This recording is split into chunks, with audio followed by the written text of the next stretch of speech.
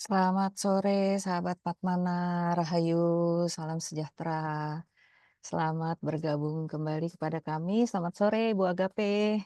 Sehat-sehat Bu, aman Bu jalan sore Hari ini? ini nggak pergi dulu deh, Oke kapok oke. nih yang minggu lalu. Oke oke. Apa kabar Bapak Ibu dan teman-teman semua? Mudah-mudahan dalam keadaan sehat-sehat aja ya meskipun cuaca ini yang, kurang kurang bersahabat barangkali. Saya Eka ditemani oleh Rini, staf saya dari Patmana. Kebetulan Putri mungkin, agak terlambat ya karena ada acara, tapi mudah-mudahan dia juga akan masuk. Oke, sebelum kita mulai seperti biasa kita, mendengarkan dulu lagu Indonesia Raya. Silahkan Rini.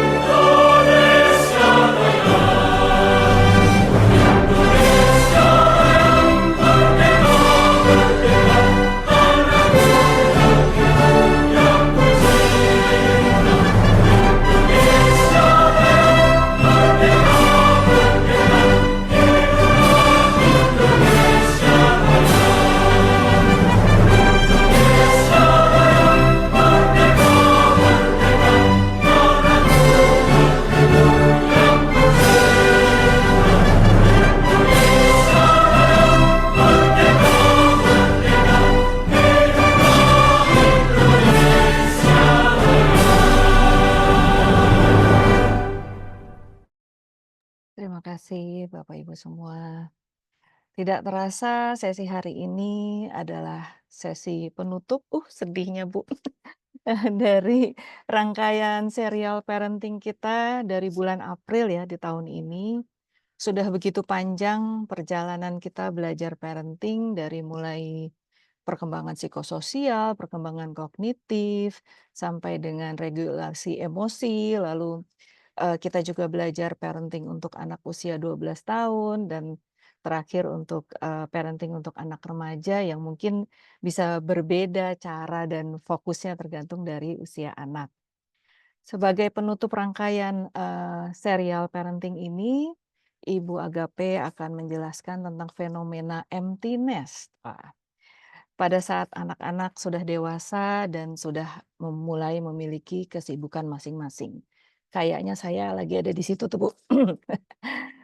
Mungkin juga, karena anak sudah mulai punya pasangan, dan bahkan mungkin sudah tidak tinggal satu rumah lagi bersama orang tua. Apa ya kira-kira yang kita perlu pahami dan sadari di masa-masa ini, dan bagaimana kita menyikapi situasi ini? Nanti kita akan dengarkan penjelasan bersama dari Bu Agape. Sebagai informasi, materi dari webinar ini tidak dibagikan, tetapi akan diupload ke YouTube. Jadi teman-teman dan Bapak Ibu bisa melihatnya kembali melalui YouTube kami, YouTube Patmana. Bagi Bapak Ibu yang memang, sedang di rumah bisa membuka video, silahkan tolong dibuka videonya biar kita bisa lebih, berinteraksi dan lebih akrab ya. Oke, Bu Agape silahkan lanjut. Baik, terima kasih Bu Eka. Selamat sore Bapak Ibu semua. Ya, eh, kita sudah belajar banyak hal ya.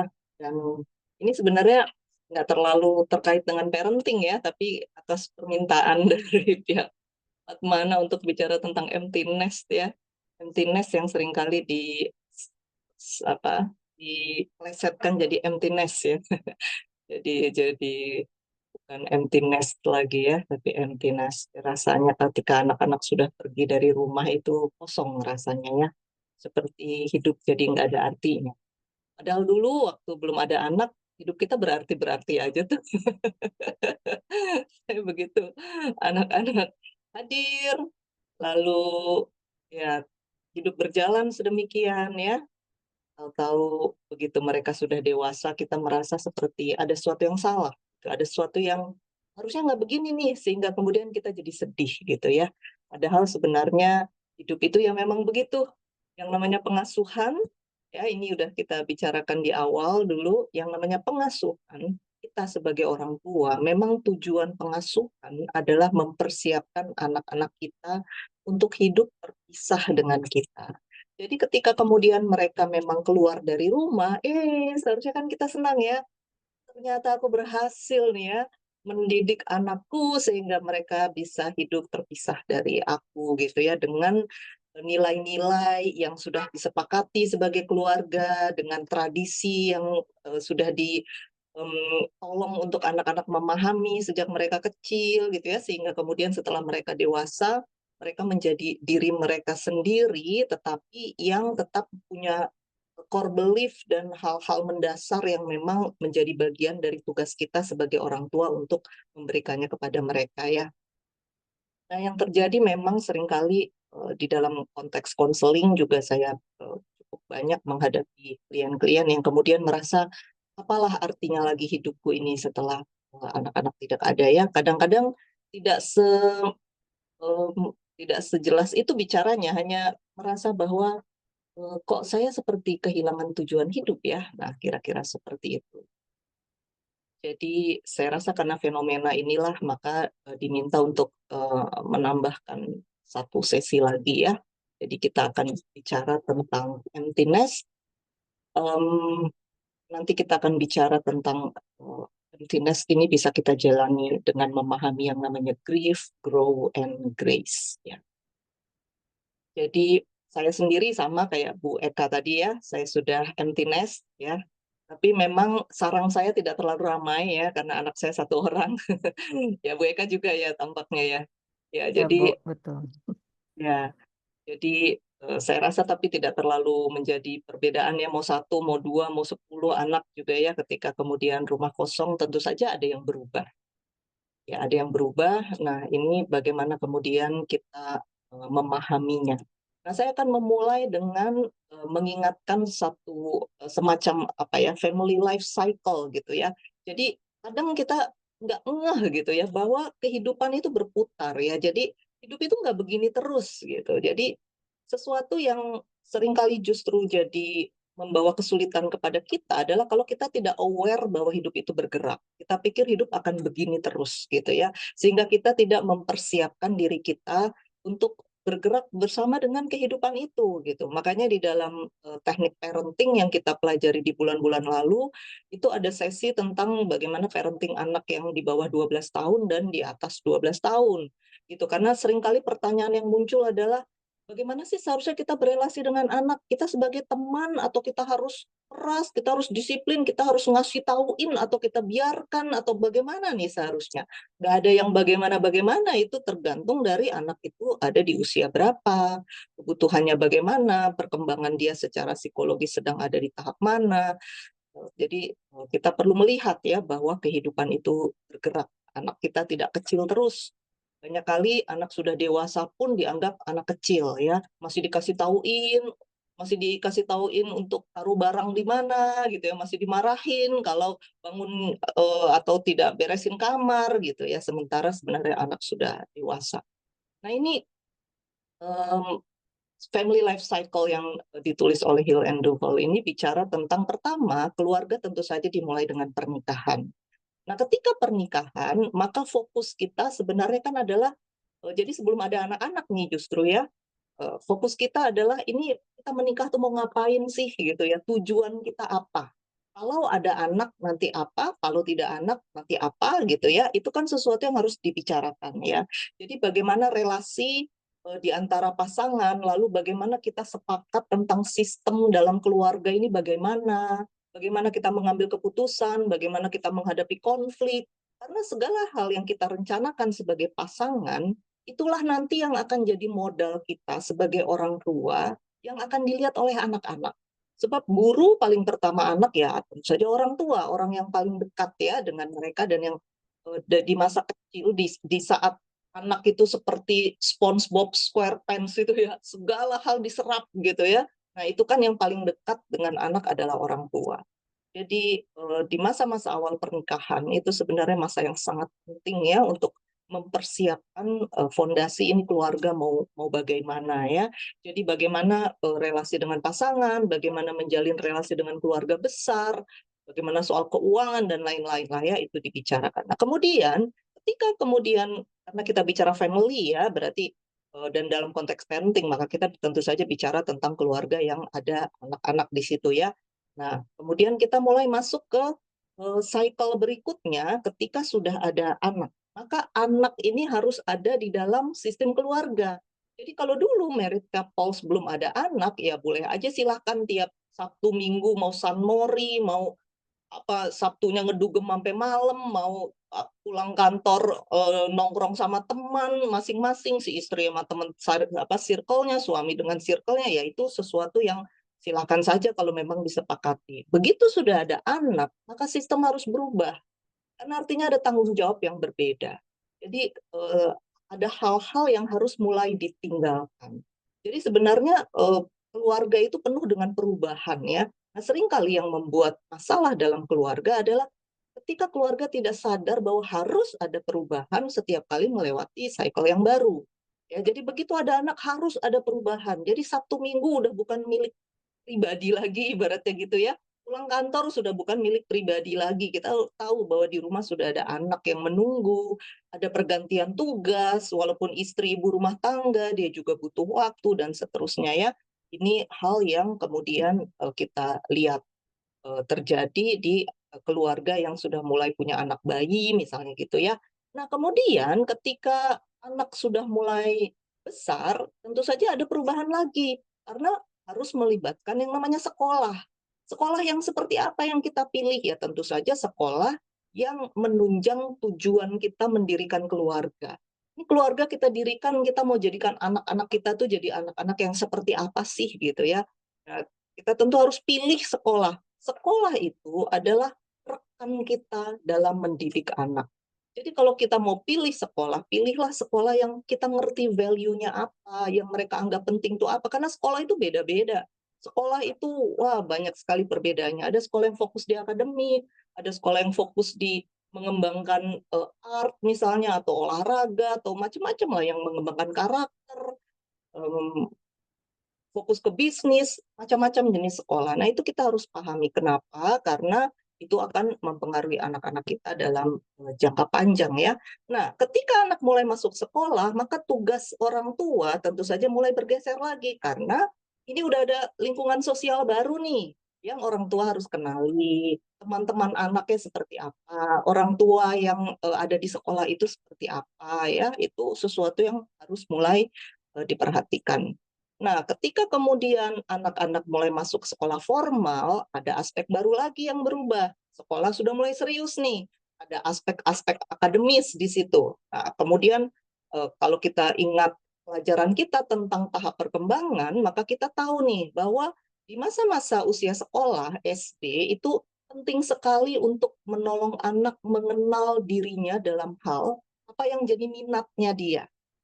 Jadi orang tua perlu berperan ya untuk banyak ngobrol sama anak, mengamati anak, mengenali mereka lebih senang area-area apa nih, seni kah, sains kah, lebih suka kinestetik gitu ya, bergerak terus nih anak ya, atau dia justru lebih tenang, lebih suka gambar-gambar atau main musik, itu semua adalah apa hal yang harus diperhatikan oleh orang tua. Karena fokus kita di tahap perkembangan anak SD itu adalah bagaimana anak bisa mengenali, aku ini kompeten gitu ya, punya rasa kompeten di dalam diri anak, itu kan yang akan menolong ya. Nah, itu fungsi orang tua banyak di area situ.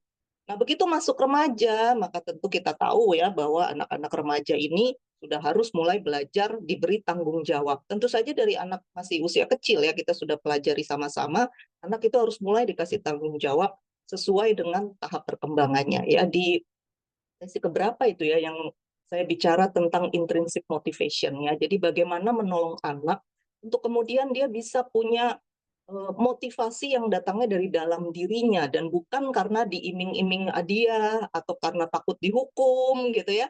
Takut guru, takut orang tua, dia nurut hanya karena takut. Begitu orang tua nggak ada, ya sudahlah suka-suka pilihannya.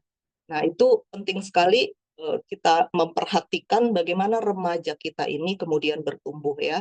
Apakah mereka sudah mampu em, memiliki internal motivation itu ya, atau apa-apa mesti disuruh, mesti bangun aja mesti dibangunin, PR mesti diingetin. Kalau seperti itu, maka fungsi kita sebagai orang tua itu perlu kita perhatikan lagi ya. Hal-hal ini sudah kita bahas semua. Nah, ini waktu terus bergerak nih. Anak-anak mulai menjadi young adults ya, mulai menjadi anak-anak muda, mahasiswa misalnya gitu. Nah, mereka udah mulai jarang di rumah, sudah bertemu teman-teman, apalagi kalau anak-anak kemudian mulai kos di luar kota misalnya ya. Waktu itu anak saya bilang karena dia laki-laki dan dia sendirian, saya bilang kamu kuliah harus keluar kota gitu. Dan dia memang mau gitu. Karena saya pikir kalau dia di rumah terus, sayanya yang struggle ya. Kita sebagai ibu ya, ibu adalah ibu gitu ya. Betapapun saya ngerti segala macam teori, saya perlu mengingatkan terus diri saya gitu ya bahwa ini anak sudah dewasa, ini anak sudah mulai dewasa gitu ya. Justru karena saya ngerti teorinya, akhirnya saya bicara sama dia, gimana kalau kamu di luar kota saja ya, dan dia juga setuju. Dan itu karena dari awal saya sudah pikirkan, maka memang dari dia sejak dia SD gitu ya, dia SMP, SMA itu sudah hal-hal yang menjadi tanggung jawab dia itu sudah saya ajarkan sehingga dia bisa hidup mandiri di luar kota. Nah, ketika dia anak mulai keluar dari rumah, disitulah kemudian mulai ada perubahan lagi. Bagaimana kemudian kita semacam apa ya, meredefinisi lagi sistem di dalam keluarga. Jadi kalau dulu ada anak di keluarga kita dan seringkali sadar nggak sadar, akhirnya fokus pernikahan ada di anak. Nah, ini masa-masa ketika anak itu masih belum menikah, ya dia masih kuliah, tapi dia mulai sering ketemu teman-teman, udah mulai jarang mau pergi sama kita.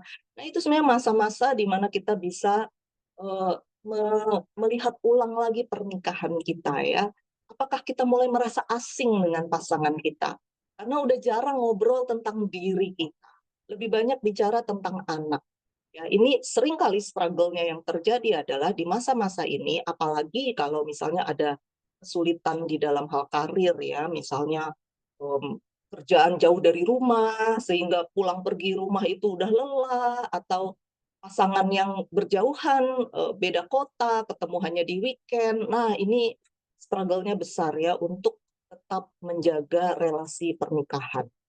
Jadi sebenarnya apa yang menjaga pernikahan itu kan sesuatu yang kita kenal sebagai yang namanya intimacy ya. Salah satu hal yang sangat penting dalam pernikahan itu yang namanya intimacy. Intimacy itu apa?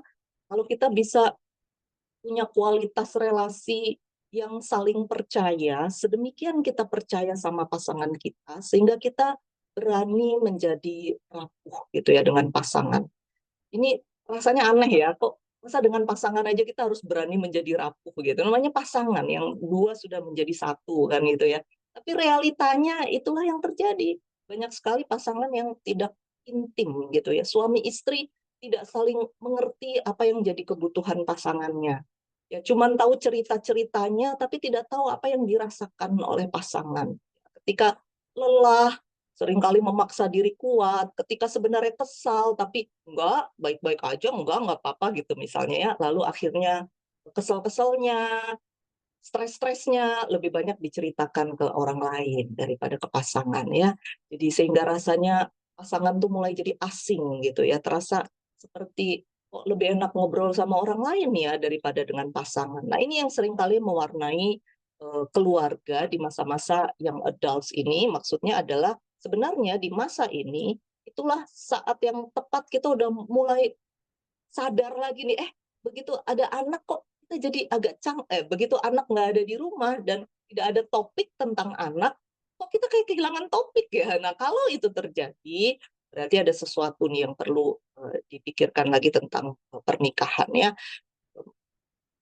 Kemudian ketika kita mulai masuk ke tahap berikutnya, kita sudah mulai menjadi orang tua yang setengah baya gitu ya, sudah kita sendiri juga biasanya sudah mulai masuk masa-masa pensiun. Nah, berarti ada hal lain yang kemudian harusnya menjadi fokus ya. Jadi kalau di tahap yang sebelumnya ini kita harusnya mulai memperhatikan tentang kualitas relasi pernikahan kita, maka di tahap selanjutnya itu kita sudah harus mulai memikirkan tentang bagaimana gaya hidup, ya bagaimana keuangan, bagaimana rencana kita menghadapi masa-masa pensiun. Ya tentu saja itu bukan sesuatu yang tiba-tiba kita pikirkan ya. Kalau tiba-tiba kita pikirkan kita bisa panik-panik ya. Itu seharusnya hal yang harus kita pikirkan sejak dari keluarga itu dibentuk. Tapi maksudnya fokusnya itu akan kuat di masa-masa ini ya, di cycle ini. Ya, dan kemudian kita mulai masuk ke tahap di mana ya di sini biasanya anak-anak sudah menikah, kemudian kita sudah memasuki masa-masa akhir kehidupan, sehingga kita mulai masuk dalam konteks kita mulai menuai ya, itu istilahnya mungkin ya, menuai apa yang sebenarnya kita persiapkan dari sejak kita muda. Jadi kalau kita mempersiapkan kehidupan, nih ya, yang sering kali saya temukan tuh adalah begini. Kita mempersiapkan kehidupan kita untuk memasuki masa-masa produktif. Ya, jadi dari kecil anak disekolahkan, dileskan, diberikan berbagai macam keterampilan, pokoknya disiapkan sedemikian supaya mereka siap untuk masuk dalam persaingan dunia kerja. Ya, kira-kira kan kayak begitu ya. Nah, tetapi setelah itu berhenti itu biasanya. Kita tidak merasa perlu mempersiapkan bagaimana kita di masa tua. Lalu hidup berjalan begitu ya, fokusnya adalah kepada generasi berikutnya, tapi tidak fokus kepada diri kita. Saya rasa ini hal yang kita perlu perlu pikirkan ulang ya, bagaimana kita mempersiapkan tentang gaya hidup, ya kesehatan kita, apa yang sehari-hari kita makan, bagaimana kita menggunakan waktu, olahraga, kemudian pikiran-pikiran ini kita isi dengan apa ya, itu hal-hal yang akan munculnya nih di sini nih, family in later years ya. Kalau kita banyak cemas dalam kehidupan, nah di sini nih nanti kita menuai ya sakit penyakit dan lain-lain, itu banyak hal yang terkait psikosomatis. Lalu kemudian keluarga ini berputar lagi ya, anak kita akan masuk ke dalam cycle-nya sendiri, yaitu dia menikah dan terus kehidupan itu berputar. Jadi ini semacam pengingat saja ya, sebelum kemudian kita mulai mendiskusikan dengan lebih detail ya. Jadi hidup berubah, keluarga tidak selamanya begitu, dan kita tahu bahwa banyak hal yang kita harus adjust ya.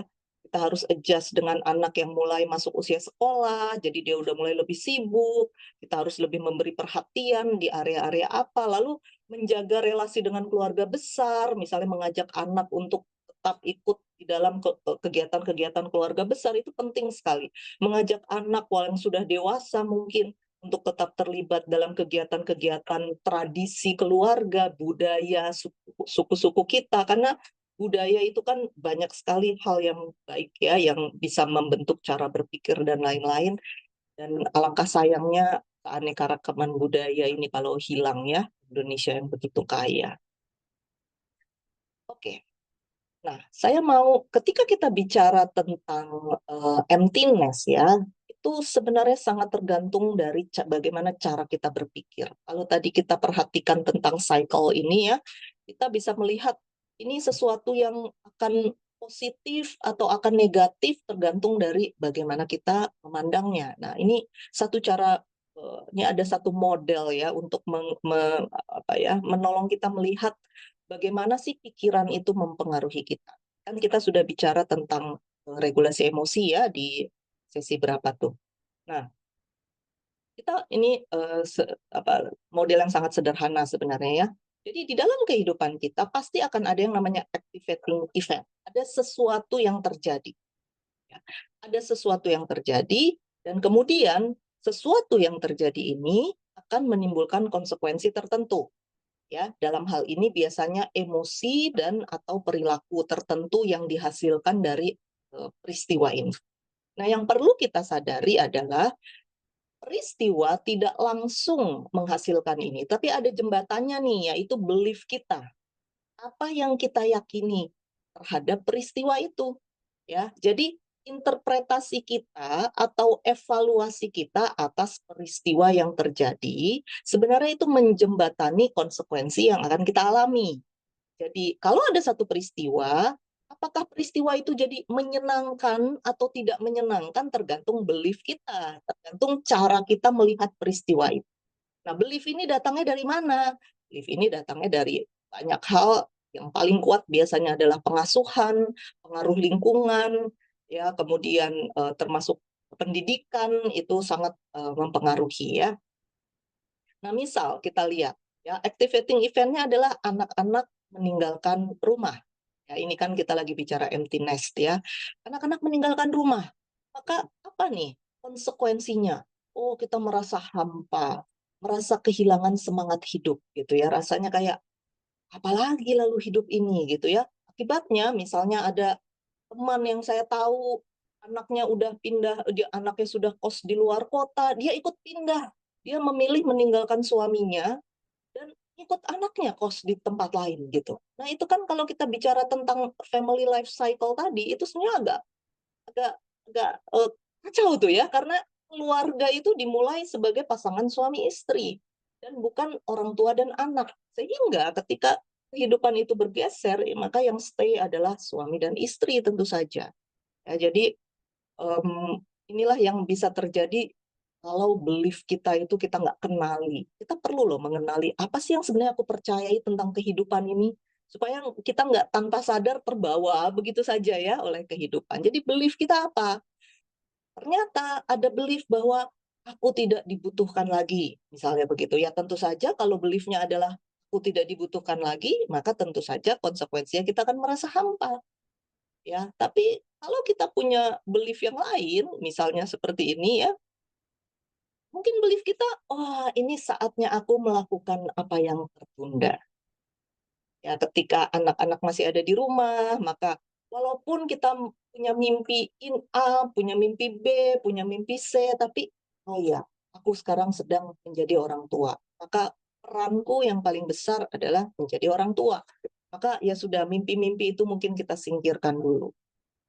Nah, ketika anak-anak sudah tidak ada, kalau kita memang punya belief ini ya, maka kita akan jadi, wah, kreatif, spontan, bersemangat gitu ya. Apa nih yang akan dilakukan? Saya terus terang, cukup excited ya ketika anak saya, pindah ke kota lain karena dia kuliah, itu hal yang menyenangkan sih buat saya. Bukannya saya nggak ini ya, bukannya saya nggak sayang anak saya ya, tapi ini nih, wah, saatnya melakukan yang tertunda. Yang paling pertama saya lakukan adalah meng mengokupasi kamar anak saya. Jadi, wah, saya jadi punya ruang belajar yang besar gitu ya.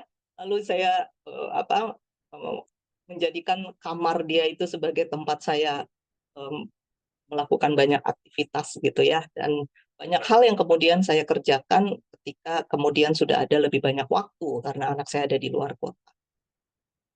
Nah, jadi itu semua, tergantung belief kita.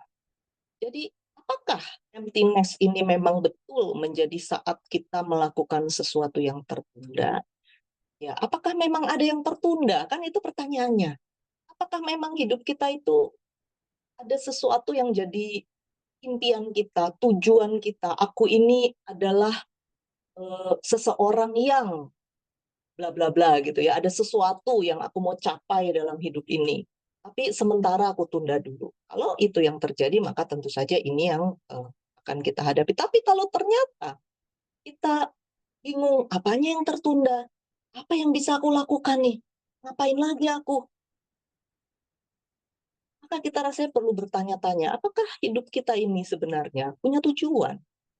apa sebenarnya tujuan hidup kita? Mengapa kita hidup? Jangan-jangan kita nggak memahami gitu ya, untuk apa kita hidup. Nah, ini akan membawa kita ke teori yang ini sering saya ulang, karena memang ini teori yang sangat penting ya.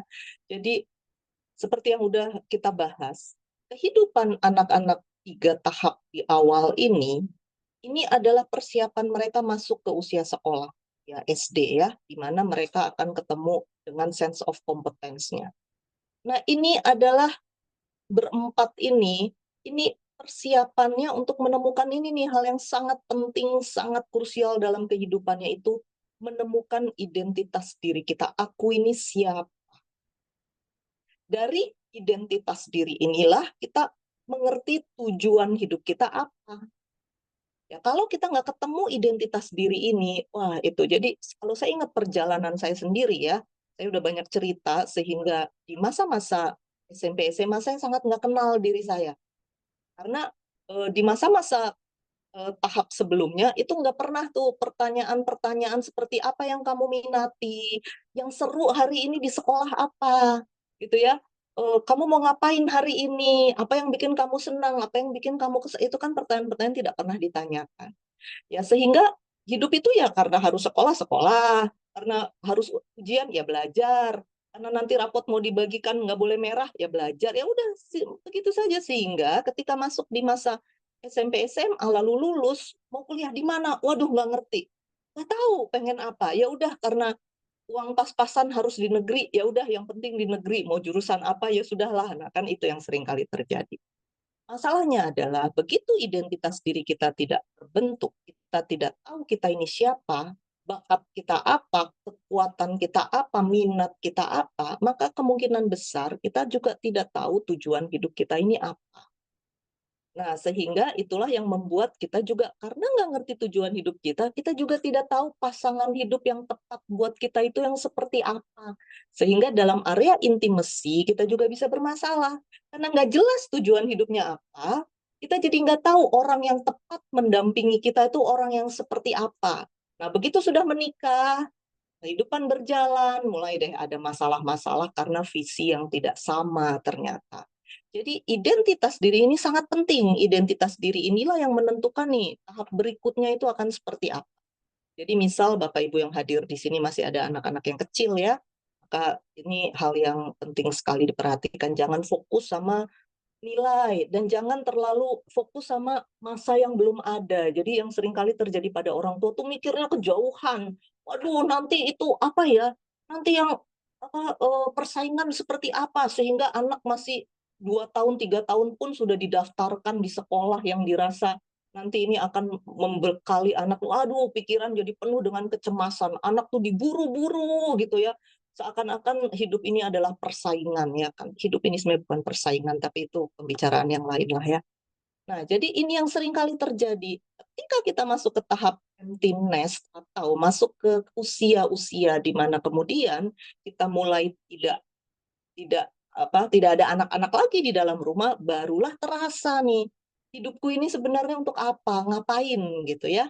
Nah, ini misalnya ya, ini saya jelaskan ulang ini, tapi rasanya belum pernah dijelaskan. Saya juga agak lupa itu udah lama ya. Nah, fase middle adulthood nih ya, 40 sampai 65 tahun. Mungkin kita semua ada di sini ya, saya juga ada di sini usia saya. Nah, ini adalah masa-masa di mana kita mulai menyadari kita ini berhasil atau kita ini stagnan. Kalau di masa-masa ini kita ada generativity dalam diri kita, generativity itu apa ya? Kita jadi ada rasanya ingin apa namanya nih, mendelegasikan kepada orang lain, kita ingin mementor orang lain, dalam diri kita tuh ada visi untuk ingin, "Wah, ada anak-anak muda nih yang harus aku latih untuk regenerasi, untuk melakukan sesuatu," atau kita ada sesuatu dalam diri kita yang rasanya bisa kita ajarkan ke orang lain. Nah, itulah yang menunjukkan hidup kita itu bisa dikatakan kalau dari teori Erikson ini ya ya hidup yang berhasil ya, tidak terjadi fiksasi. Ya, jadi, itu sangat baik. Tapi kalau kita mulai stagnan, mulai merasa kayak, "Aduh hidup kok begini-begini aja." Lalu kita mulai ketika ngelihat anak muda kita kesel gitu, maksudnya generasi di bawah terasa mengancam. Nah, itu kemungkinan besar kita stagnan nih hidup kita. Kita mulai nggak nyaman dengan kehidupan. Nah, pekerjaan dan parenthood itu hal yang paling penting di usia ini. Sehingga ketika anak-anak pergi dari rumah, memang ini akan besar dampaknya. Ya, jadi ya inilah hal yang harusnya kita pikirkan ya. Inilah yang membuat hidup itu rasanya fulfill gitu ya. Kalau kita tahu apa yang kita bisa contribute to society gitu ya. Nah, ini kira-kira kalau kita mau dapat gambaran, kalau aku ini punya generativity itu seperti apa, tapi kalau aku stagnan itu kira-kira seperti apa. Ya, jadi kalau kita kemudian ada kebutuhan, ada kerinduan, keinginan mementor, mendukung generasi muda, lalu kalau kita punya tujuan dalam karir gitu, oh aku akan seperti apa yang saya alami ya di ketika usia saya 55 tahun lalu, itu saya berpikir mau ngapain ini saya. Saya memang belum di usia pensiun, tapi kok apa iya saya harus menunggu pensiun untuk kemudian lepas dari jam kerja jam 8 sampai jam 5 sore itu gitu ya. Jadi ketika saya kemudian mulai berpikir mau ngapain ini ya? Apakah saya akan begini terus atau ada hal lain yang rasanya akan saya kerjakan. Jadi akhirnya saya memutuskan untuk memensiunkan diri gitu ya. Lalu saya mulai melakukan hal-hal lain yang tidak terikat jam kerja. Nah, itu kira-kira saya rasa itu generativity ya. Jadi saya punya tujuan tuh. Ketika saya berhenti bekerja dan kemudian saya mulai melakukan hal-hal lain, itu berhenti bukan nggak ada tujuan gitu ya. Ada gagasan, lalu berusaha mewujudkan. Kita mulai melakukan aksi sosial, udah nggak hitung-hitungan gitu ya. Karena udah nggak ada ambisi dalam hidup ini. Apa itu? Kita sudah nggak mengejar sesuatu, tapi justru ingin meninggalkan jejak. Nah, kira-kira seperti itu tuh ya, mempersiapkan legacy. Lalu kita mengurus orang tua lansia dengan kasih sayang nih ya. Sayangnya saya tidak mendapatkan hak istimewa ini ya, karena udah lama papa mama saya meninggal, papa mama mertua juga sudah lama meninggal, jadi nggak ada. Nah, kalau stagnan, yang terjadi adalah hidup itu terasa kosong, monoton. Jadi kita kayak bangun pagi hanya untuk pergi ke kantor hanya untuk kemudian makan siang, ya bekerja sih, tapi ya bekerja hanya karena harus bekerja gitu ya, lalu menunggu pulang, pulang balik ke rumah, istirahat, besok pagi bangun lagi, ya sudah begitu gitu ya. Kita melakukan hal-hal karena harus melakukan hal-hal, dan bukan karena kita punya tujuan, kita ingin melakukan sesuatu yang bermakna. Nah, itu biasanya itu menunjukkan kita stagnan, ya. Kita burn out, menarik diri, selalu khawatir memikirkan masa depan, nanti kalau sakit gimana, kalau keuangan sulit gimana, kalau perang dunia bagaimana, ya. Kalau ada COVID lagi, wah selalu apa ya, seperti bingung gitu dengan kehidupan, selalu kehilangan arah. Nah, kalau seperti ini, inilah yang membuat jadi terasa berat ketika ya kita harus menghadapi emptiness ya, karena rasanya seperti makin habis gitu ya hal-hal yang bisa membuat kita bersemangat ya, mungkin seperti itu, mungkin juga tidak, tergantung konteks keluarga ya. Nah, kalau kita masuk ke fase berikutnya lagi, ini fase yang saya belum ada di sini, ini fase maturity ya. Di sini sebetulnya kita eh, ada apa ya, hal yang penting dalam kehidupan ini adalah bagaimana kita mampu merefleksikan kehidupan.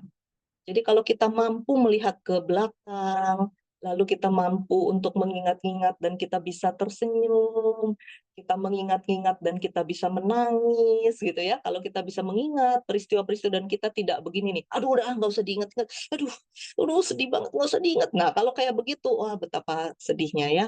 Tapi kalau kita mampu mengingat masa lalu, melihat-lihat peristiwa, lalu kita bisa hidupku ini bermakna nggak ya? Ah, betapa bermaknanya hidupku, misalnya begitu ya.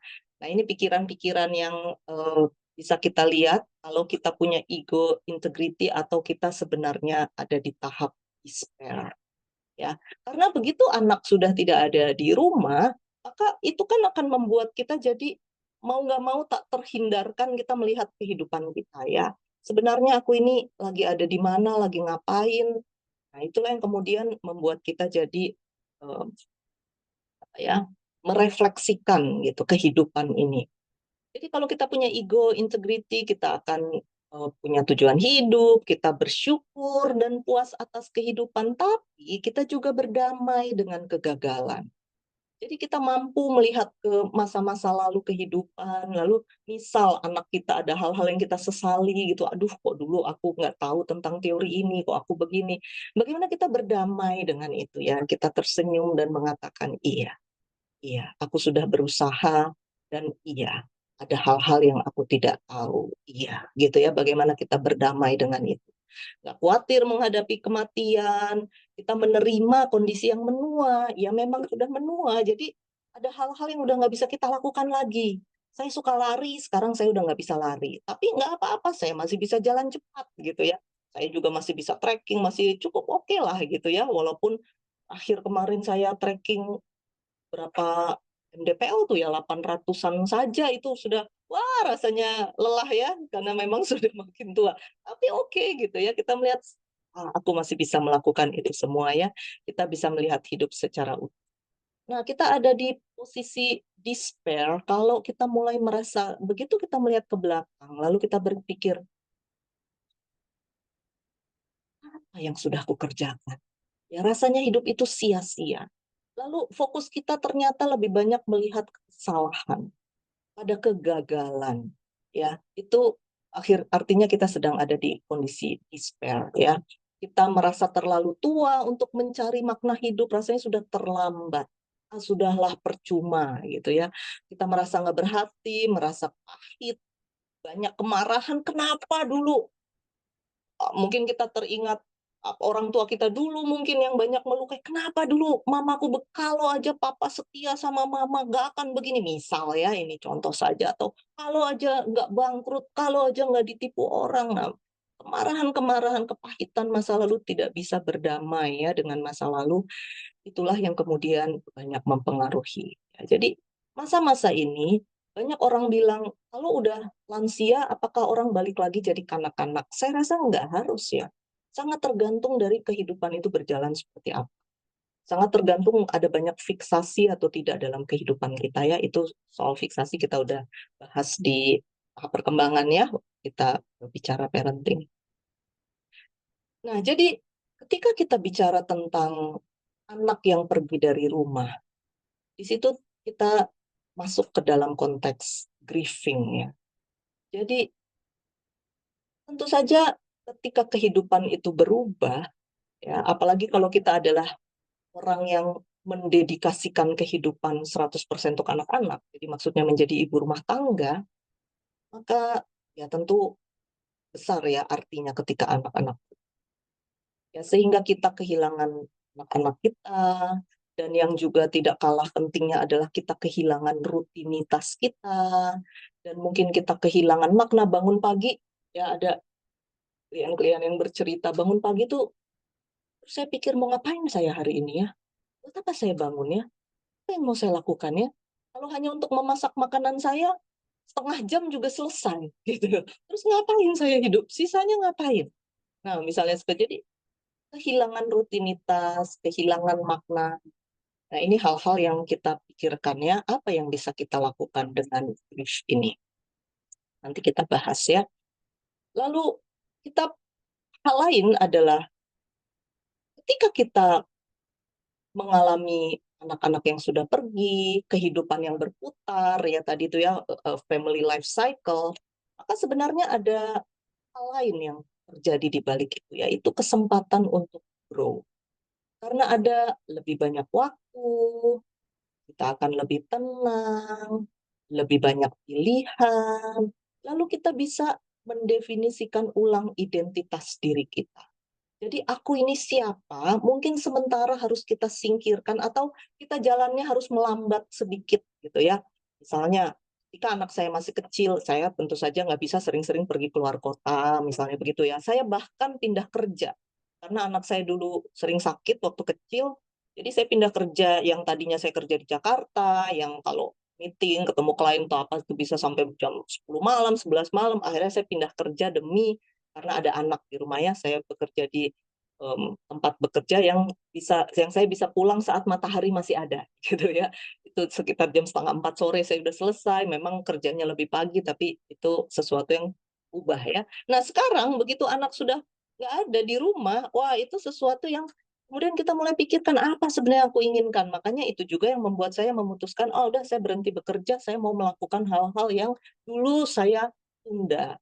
Dulu saya perlambat hidup saya karena peran yang family life cycle-nya itu masih di tengah-tengah sini nih ya, masih belum sampai tengah pun belum gitu ya." Itu sesuatu yang, kemudian sekarang bisa dikerjakan.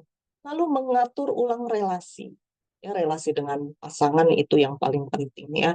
Kita mulai menyadari bagaimana selama ini percakapan kita dengan pasangan kita mulai mendekatkan diri lagi, mulai berusaha untuk intim dan lain-lain, itu yang membuat kita grow. Jadi sekali lagi tergantung belief kita apa ya, bagaimana kita memandang empty nest ini ya, bagaimana kita memandang anak yang pergi ya. Sebenarnya istilah empty nest itu memang terasa agak sedikit negatif ya, saya sendiri nggak memakai istilah itu untuk diri saya ya, saya nggak menyebut keluarga saya ini empty nest, saya nggak menggunakan istilah itu. Tetapi memang banyak orang menggunakan istilah itu. Ya, jadi, kita akan grow ya kalau misalnya kita masuk dalam konteks ini. Aware akan hal ini. Lalu yang terakhir, itu adalah ada anugerah sebenarnya di balik itu semua. Sekali lagi sangat tergantung belief kita ya, bagaimana kepergian anak ini kita pandang ya. Karena ini masa-masa di mana kita mulai bisa merefleksikan makna hidup, ya, yang mungkin selama ini nggak pernah kita pikirkan.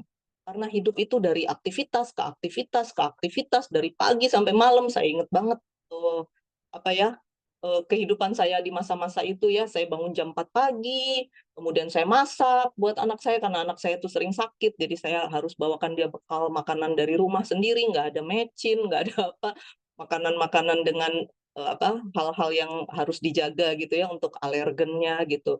Jam 4 saya bangun, masak, dan kemudian jam setengah 6 saya udah berangkat menuju kantor, kemudian di kantor, pulang ke rumah, sampai rumah sekitar setengah 5 masak lagi, menemani dia nganter les, makan malam, menemani malam terus, menemani dia membaca, tidur, dan lain-lain. Karena dulu ada, rutinitas membaca buku ya, di masa itu masih sampai anak saya SMP itu ya, masih ada baca buku. Nah itu hal-hal yang kemudian membuat jadi memang tidak banyak waktu untuk merefleksikan kehidupan.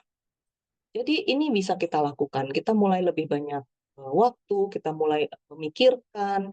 Nah, cuman sayangnya ya, karena kemajuan teknologi ini loh ya, ini yang namanya merefleksikan ini makin jarang ya, makin jadi keterampilan yang tidak banyak dimiliki orang. Begitu ada waktu luang sedikit, set, langsung HP di tangan ya, atau jangan-jangan nggak usah nunggu waktu luang ya, justru lagi kerja pun sambil ada HP di samping ya, lalu sambil makan, sambil pokoknya di segala situasi ya, apapun jadi iklan ya, apapun makanannya, minumannya itu jadi iklan ya. Nah, itu yang sering kali terjadi ya, sayangnya demikian. Nah, bagaimana kita mensyukuri masa yang berlalu dan pencarian hakikat hidup. Ini yang tadi saya maksudkan ketika, saya, bicara tentang tahap perkembangannya. Karena memang begitu kita masuk ke usia ini, maka itu yang harusnya menjadi fokus kita. Jadi sudah bukan ambisi-ambisi, "Aduh, gimana caranya supaya aku nggak disalib sama generasi muda? Gimana caranya aku tetap bisa jadi yang memimpin, bisa menjadi yang, selalu mendominasi, udah bukan di situ. Kita akan sangat lelah dan akan sedih dan akan kecewa dan akan merasa putus asa kalau kita masih ada di situ. Artinya kita nggak bergeser sesuai dengan tahap kehidupan. Ya, jadi kita memang tahap kita ya sudah di sini gitu, dan itu kan hal yang menyenangkan ya. Menyenangkan sih saya rasa ya. Betapa bosannya hidup ini kalau hidup begitu-begitu saja ya, kita tidak bergeser. Nah, maka kalau kita bicara keterampilannya, ini keterampilan yang sering saya bahas ya, dan setiap kali saya membahasnya, saya selalu bertemu dengan orang-orang yang mengatakan, "Bu, susah banget untuk accept." Ya betul, memang acceptance itu sesuatu yang sulit. Mengapa? Karena tidak pernah diajarkan sejak dari kita kecil, nggak ada saya rasa kurikulum sekolah yang mengajarkan tentang keterampilan accept ya, yang namanya acceptance. Bagaimana kita kita itu justru lebih sering diajarkan baik secara sengaja maupun tidak sengaja untuk lari dari masalah ya, untuk menghindar atau untuk mendistraksi atau untuk menutupi. Jadi ketika kita sedih misalnya, udahlah nggak usah dipikirin, misalnya begitu ya, misal orang tua dalam rangka menyemangati kita, udah nggak usah dipikirin, kalau nggak ada berantem sama teman ini cari teman baru. Nah, misalnya seperti itu. Atau mungkin kita melihat bagaimana orang tua kita ketika sedang bertengkar, lalu mereka memilih untuk diam-diaman gitu ya, jadi menghindari masalah. Atau ketika sedang sedih, misalnya diajak, mama lagi sedih nih, ayo yuk kita nonton, misalnya begitu, ayo temenin, atau teman kita misalnya, kita ini yuk, beli es krim, lagi sedih. Jadi tidak terbiasa untuk membuka, hati itu seperti kita buka selapangnya untuk menerima apapun realita yang ada. Mau itu menyenangkan, mau itu menyedihkan, itu skill yang jarang sekali diajarkan. Biasanya begitu kita mengalami sesuatu yang menyedihkan, misalnya emosi yang terasa negatif gitu, sedih atau marah, maka biasanya langsung dihibur. Pokoknya begitu sedih, diusahakan jangan jangan sedih gitu ya.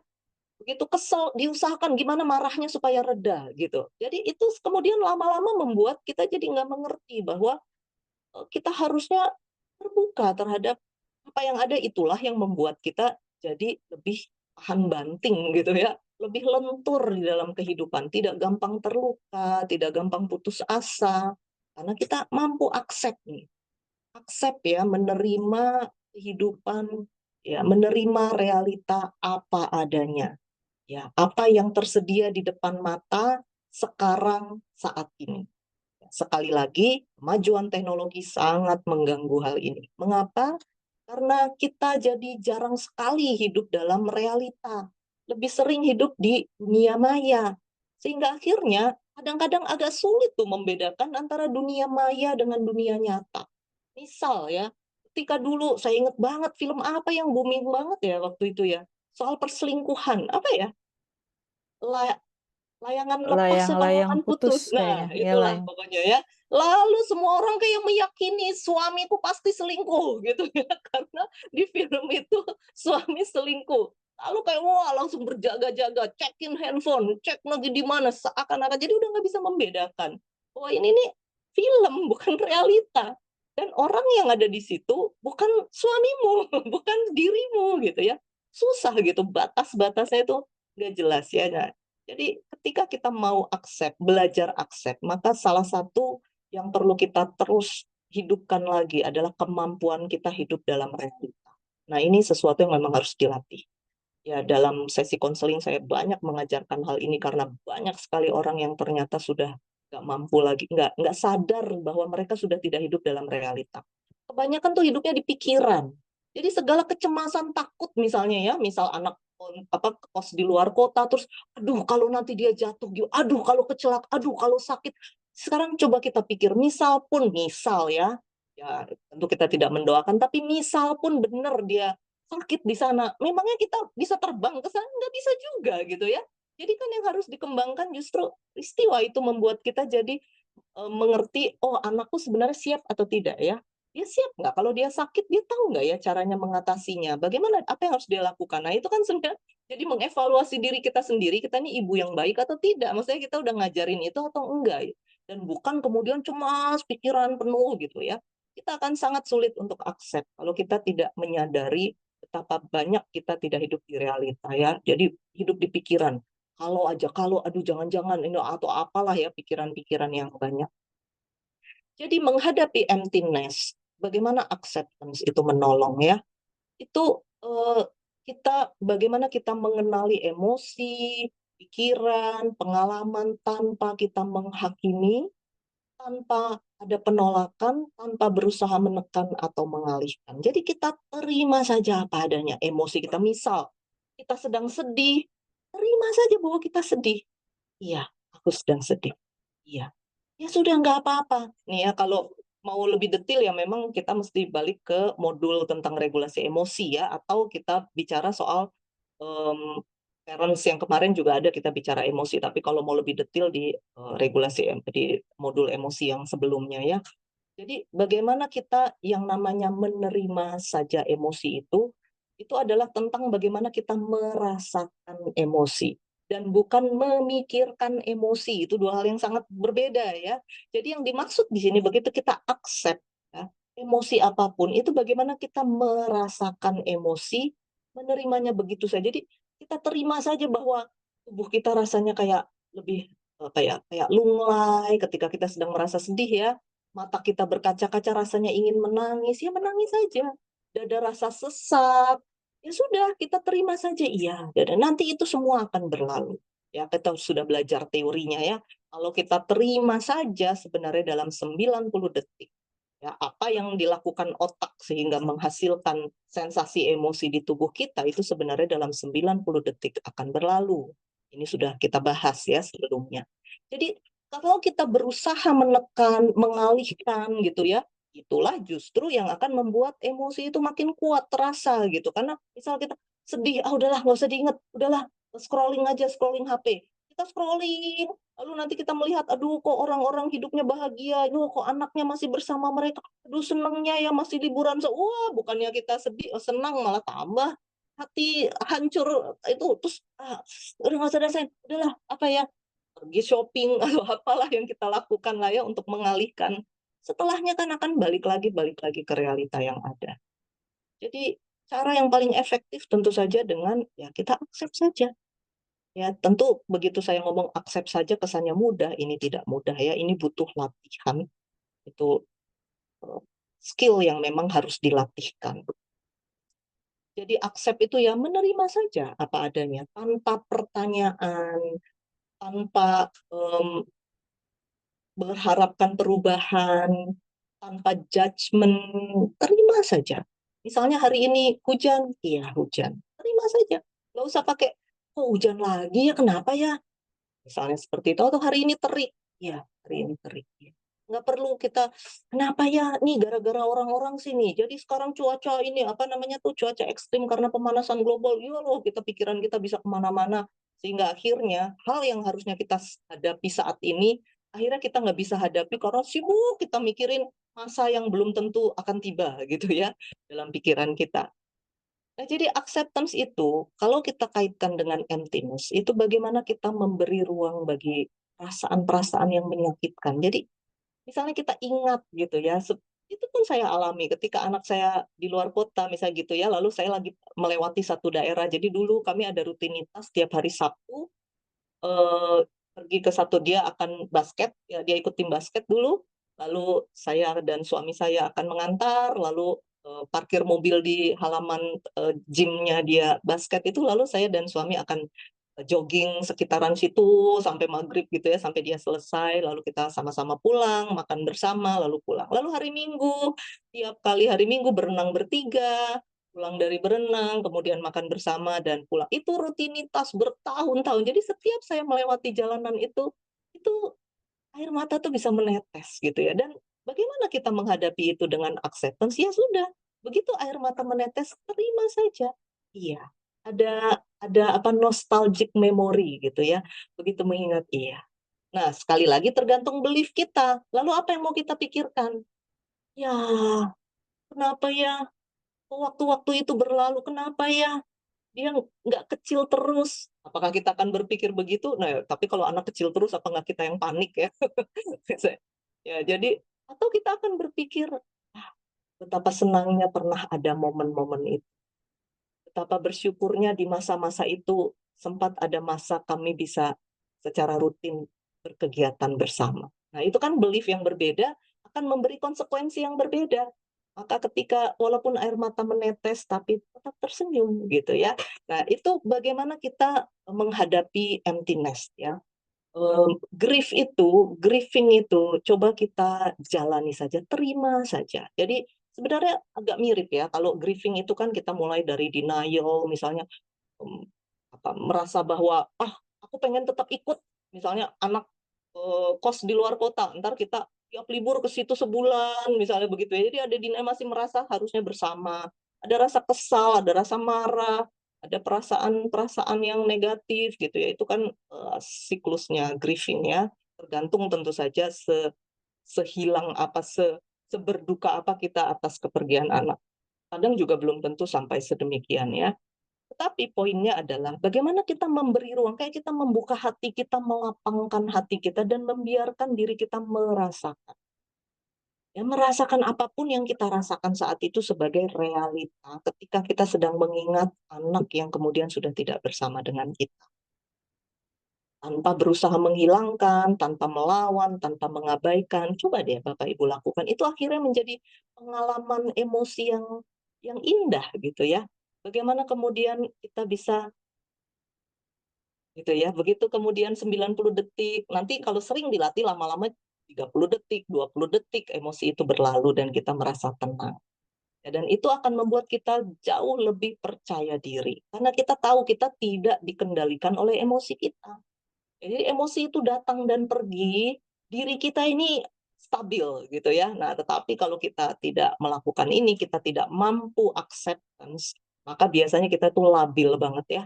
Jadi kalau emosi lagi datang, emosinya negatif, kita negatif banget, emosi sedih, kita sedih, wah kita bisa marah-marah dan seterusnya ya. Nah, itu yang kemudian tentu saja sangat mengganggu ya. Hal kedua yang perlu kita pikirkan itu yang tadi, maka saya bicara soal generativity dan lain-lain, dan bicara soal identitas, tujuan hidup, saya rasa sih nggak pernah terlambat ya untuk memikirkan hal itu ya, walaupun usia kita mungkin sudah cukup paruh baya misalnya ya. Karena, apa yang kemudian membuat generativity itu tercapai ya, kemudian kita punya integritas ya, ego integrity itu adalah kalau kita punya yang namanya value. Kita tahu apa sih yang paling penting dalam hidup ini, ya, dan kita punya tujuan, goals ya, contohnya misalnya value kita misalnya harmoni ya, ada keharmonisan dalam kehidupan. Lalu kita punya tujuan, anak-anak kita harus mandiri misal begitu. Maka apa yang akan kita lakukan? Maka kita akan mendidik dengan tegas, kita beri boundary yang jelas, namun tetap hangat dan suportif. Nah, misalnya kayak begitu ya. Jadi antara value kita apa itu kita harus tahu apa sih yang paling penting dalam hidup ini. Value itu kan adalah hal terpenting dalam hidup ini ya, what really matters gitu ya, apa yang terpenting. Ya itu kalau kita tidak merefleksikan kehidupan, kita mungkin bisa nggak mengerti apa yang paling penting dari hidup dalam hidup kita. Ya, sebenarnya value itu sesuatu yang mendasari keputusan kita. Nah, misal nih ya, kita mau pergi ke Bandung. Kalau value kita adalah, jadi tujuan kita misalnya mau ke Bandung ya. Kalau value kita adalah eh, uang misalnya, maka tentu saja kita akan memilih moda transportasi yang paling murah gitu ya. Mungkin kita naik travelnya juga kita pilih yang eh, duduknya lebih sempit-sempit gitu kan, travel macam-macam harganya. Tapi kalau value kita waktu, mungkin kita akan pilih Wush. Nggak penting gitu harganya berapa, tapi cepat. Nah, karena value kita waktu ya. Jadi kira-kira seperti itu. Value itu sesuatu yang paling penting yang kemudian akan mendasari keputusan kita. Nah, ketika kita mungkin belum sempat memikirkan itu, begitu kita terbawa oleh kehidupan ya, di dalam family life cycle itu, kita terbawa begitu, tiba-tiba ini anak sudah keluar dari rumah, kita punya banyak waktu, coba kita mulai reconsider lagi, apa sih yang paling penting dalam hidup ini? Apa nih yang selama ini sudah tanpa sadar aku abaikan? Dan kita bisa meredefinisi hidup kita lagi berdasarkan value itu. Karena selama ini jangan-jangan hidup kita lebih didefinisikan oleh peran kita, yaitu sebagai ibu mungkin atau sebagai bapak ya. Nah, tetapi sekarang kita bisa lebih bebas untuk mengerti apa nih, misal ya value kita adalah spirituality misalnya. Hidup yang bersemangat itu yang jadi tujuan kita. Nggak mau hidup yang sedih, yang putus asa, nggak mau. Aku mau hidupku pokoknya harus semangat. Maka apa nih actionnya? Kita aktif di banyak kegiatan, melakukan kegiatan aman. Itu semua tergantung spiritual apa value kita apa. Ya, jadi value itu penting sekali. Apa yang kalau kita mengerti apa yang penting buat kita, itulah yang kemudian akan menolong kita ya di dalam kegiatan-kegiatan sehari ini memang lebih praktis ya dibandingkan hal-hal yang sebelumnya kita bicara. Nah, ini misalnya contoh-contoh ya. Ini Bapak Ibu bisa cari di Google banyak sekali gitu ya. Ini saya masih generasi Google ya. Kalau anak-anak sekarang udah chat GPT semua ya. Jadi banyaklah sumbernya bisa dicari. Ini saya sengaja ambil yang sedikit. Ada yang sampai 50, ada yang sampai 100, banyak sekali value bisa dipilih. Apa yang paling penting buat kita ya? Jadi coba pilih 10, nanti dari 10 pilih 5, dari 5 pilih 3, nanti lama-lama kita akan ketemu gitu ya. Sebenarnya apa gitu yang paling penting bagi diri kita. Ya, tujuan bisa berubah-ubah, biasanya value kita itu menetap. Memang value bukan cuma satu, biasanya sih ada beberapa ya yang dianggap penting. Nah, kira-kira itu hal-hal yang bisa kita pikirkan ya tentang kehidupan yang bergerak nih setelah anak-anak tidak ada. Ini juga hal lain yang kita bisa lihat ya dari value itu. Kadang-kadang antara value kita dengan apa yang kita lakukan, kadang-kadang tuh nggak sinkron ya. Jadi kadang dalam cepatnya hidup yang berlalu, banyak sekali kegiatan yang harus dilakukan. Misal, value kita adalah harmoni atau family misalnya, keluarga.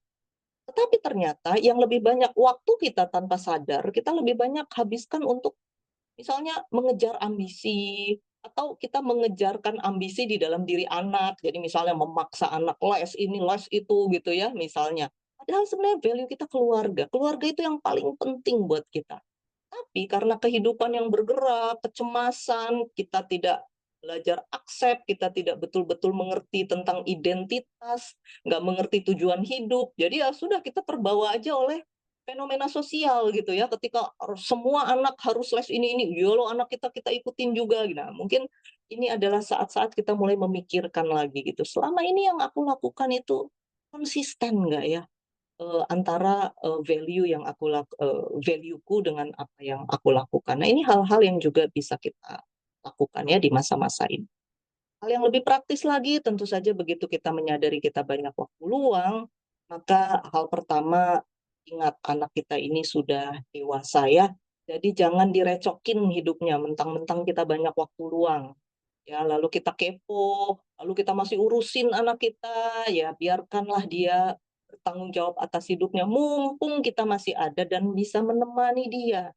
Jadi kalau sampai kita anak sudah dewasa masih kita urusin semuanya, ada misalnya yang masih selalu antar jemput ya, antar jemput sebenarnya masih boleh sih ya, tapi sangat tergantung lah ya konteks anak ini seperti apa ya, sangat tergantung. Kalau saya sih enggak ya, saya biarkan. Dan misalnya masih memasakkan makanan, masih nyetrikain, masih ngaturin, masih beliin baju, masih wah kalau masih seperti itu, begitu kita nanti, mohon maaf ya, hidup kan berjalan ya, kita tidak ada, misalnya betapa canggungnya anak itu nanti menghadapi kehidupan. Karena sudah terbiasa apa-apa diurus. Jadi kita mulai membangun relasi adult to adult dengan anak. Jadi kita lihat anak kita sebagai orang dewasa yang harusnya sudah bisa mengambil keputusan. Kita temani saja. Kita biarkan anak kita melakukan kegagalan. Kita temani dia ketika dia sedang menghadapi kegagalan. Karena anak harus mengalami itu. Kalau nggak begitu nggak bertumbuh ya. Kita kan juga begitu. Perkuat relasi dengan pasangan, ya mulai jalan-jalan berdua, ya dulu kami selalu trekking bertiga, sekarang ya berdua gitu ya. Ya sudah, kita perkuat relasi, masak berdua, ini kita udah mulai banyak waktu ya, mulai masak berdua, mengerjakan hal-hal apa berdua, fokus pada self-care, olahraga, itu penting sekali ya. Jadi kita mulai persiapkan masa tua kita, jangan sampai tuanya kita sakit-sakitan ya. Jadi mulai gaya hidupnya bagaimana, bangun tidurnya seperti apa, lalu ini loh ya, gadget itu ya, kita mulai detox ya, supaya nggak kacau ya. Itu sebenarnya penting ya, salah satu topik yang sangat menarik itu adalah bagaimana kita bicara betapa jahatnya kemajuan teknologi pada kemanusiaan kita ya, baik secara biologis, relasi sosial, dan lain-lain. Lalu mengembangkan hobi. Nah, kita yang sebenarnya kalau kita lihat teorinya ya, makin usia bertambah, itu salah satu hobi yang baik ya, itu adalah katanya tuh bercocok tanam. Kenapa? Karena em, ada hope gitu di situ ya. Bagaimana kita melihat sesuatu yang bertumbuh, bergerak. Jadi ini kita ya pengasuhan kita itu ya, itu bisa muncul di situ gitu. Jadi itu hal yang baik ya, dalam banyak teori saya baca. Tetapi memang sebaiknya jangan yang nunduk-nunduk. Jadi apa tuh namanya tuh yang ada rak-raknya itu, kok saya lupa namanya. Eh, Hidroponik ya, hidroponik itu salah satu teknik yang baik karena kita yang udah mungkin sebagian ada yang udah nggak bisa jongkok, ada yang nggak bisa nunduk mungkin ya, itu baik tuh, kalau ya ada di rak-rak gitu ya, jadi tingginya sama. berenang itu sangat baik ya, kita mulai, melihat bagaimana self care kita, hobi, melukis, apa macam-macam lah hobi ya, menjahit dan lain-lain, dan terlibat dalam komunitas. Salah satu kebutuhan kita yang sangat mendasar itu adalah komunitas. Dan makin kita tua ya, kita biasanya makin kehilangan teman.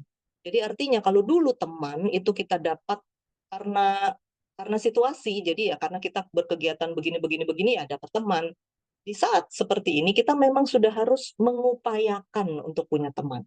Kalau dulu nggak usah diupayakan pun kita akan dapat teman ya dari segala macam aktivitas. Sekarang kita harus mulai mengupayakan. Mengupayakan, jadi cari-cari komunitas, mengupayakan untuk masuk dalam komunitas baru itu sangat menolong ya.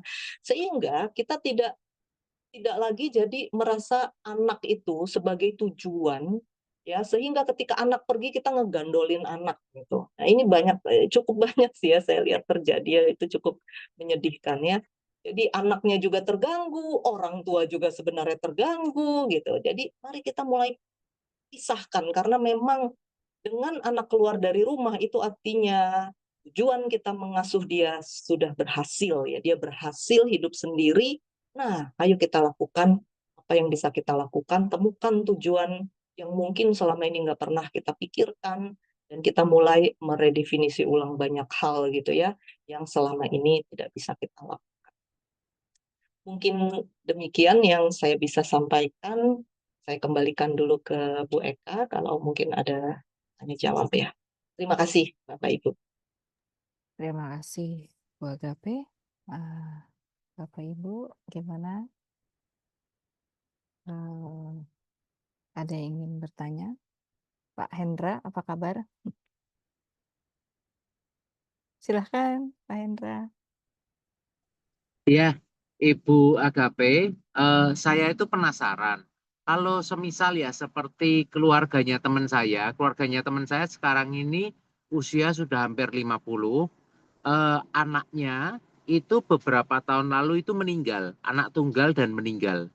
Nah, pertanyaannya apakah materi seperti ini tadi itu juga relevan untuk kehilangan anak selamanya atau materi seperti ini lebih relevan untuk seperti anak yang pergi kuliah lalu menikah dan meninggalkan kita. Begitu dulu Ibu. Terima kasih. Terima kasih Pak.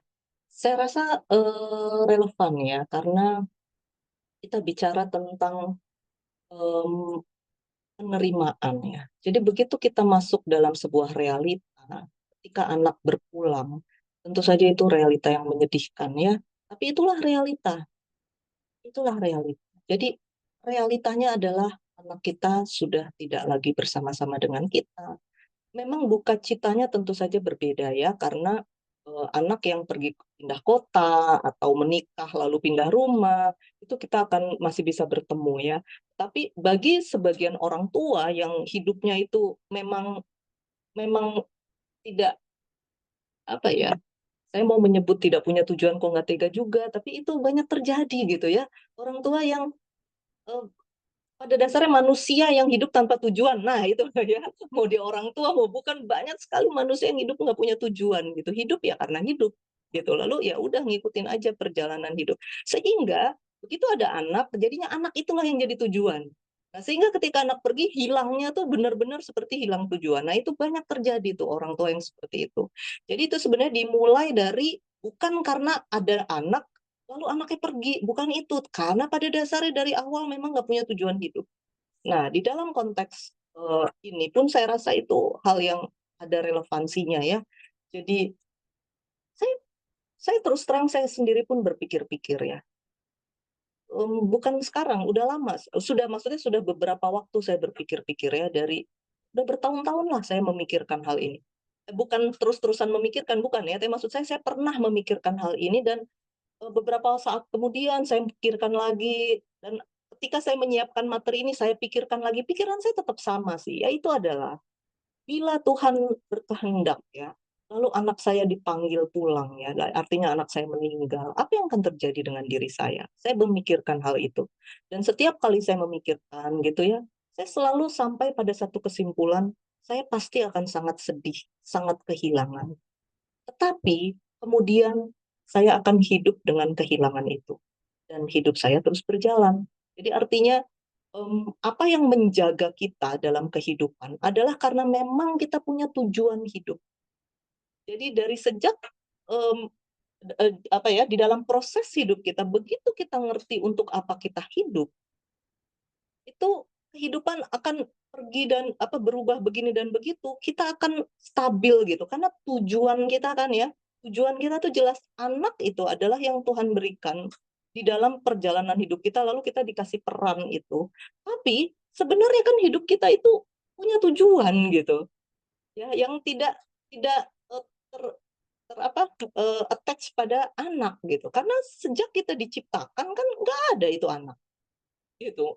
Kan kita ketika kita sekolah dan lain-lain kan tidak dalam konteks karena aku mau punya anak nih aku lakukan ini semua itu kan bukan, tapi tentang bagaimana kita menemukan identitas diri kita, aku ini siapa, aku ngapain dalam hidup ini. Sehingga ketika kemudian anak kita berpulang misalnya, itu saya beberapa kali pikirkan sih, dan saya tetap selalu merasa bahwa pasti saya akan sangat sedih, ada masa-masa grieving, saya pasti akan ada sesuatu yang berubah, tetapi saya yakin saya tetap akan berdiri tegak gitu ya. Karena apa yang menjadi tujuan hidup saya itu tetap menjadi tujuan hidup saya. Itu misalnya kayak saya sebagai konselor misalnya ya, bagaimana saya uh, menolong orang lain melalui sesi-sesi konseling atau dengan mengajar atau dengan banyak kegiatan lah yang saya lakukan. Ini tuh akan tetap saya lakukan. Itu kira-kira. Nah, itu dalam hal bagaimana hidup berlanjut ya. Tetapi satu hal mungkin yang lebih spesifik adalah tentang grieving-nya. Memang grieving apa ya, emosi duka cita itu berbeda. Jadi kita harus mengerti juga siklus grieving itu ya. Akan ada denial, akan ada anger, akan ada apa bargaining, akan ada eh, Depression. depresi, dan kemudian akan masuk ke acceptance. Tapi itu nggak artinya titik, dia suatu saat ingatan itu datang balik lagi tuh emosinya bisa mulai dari anger atau mungkin mulainya dari depresi, itu akan terus datang. Mengapa? Karena biar bagaimanapun anak itu adalah sesuatu yang berharga ya. Jadi itu ingatan itu pasti akan datang. Itu kan sesuatu yang sangat meaningful, namanya juga darah daging kita. Nah, jadi apa yang dibutuhkan? Yang dibutuhkan adalah kemampuan acceptance yang tadi itu, kemampuan untuk kayak membuka hati kita pada saat kita merasa sedih, tidak apa-apa merasa sedih. Nah, ini yang seringkali salah perspektif ya.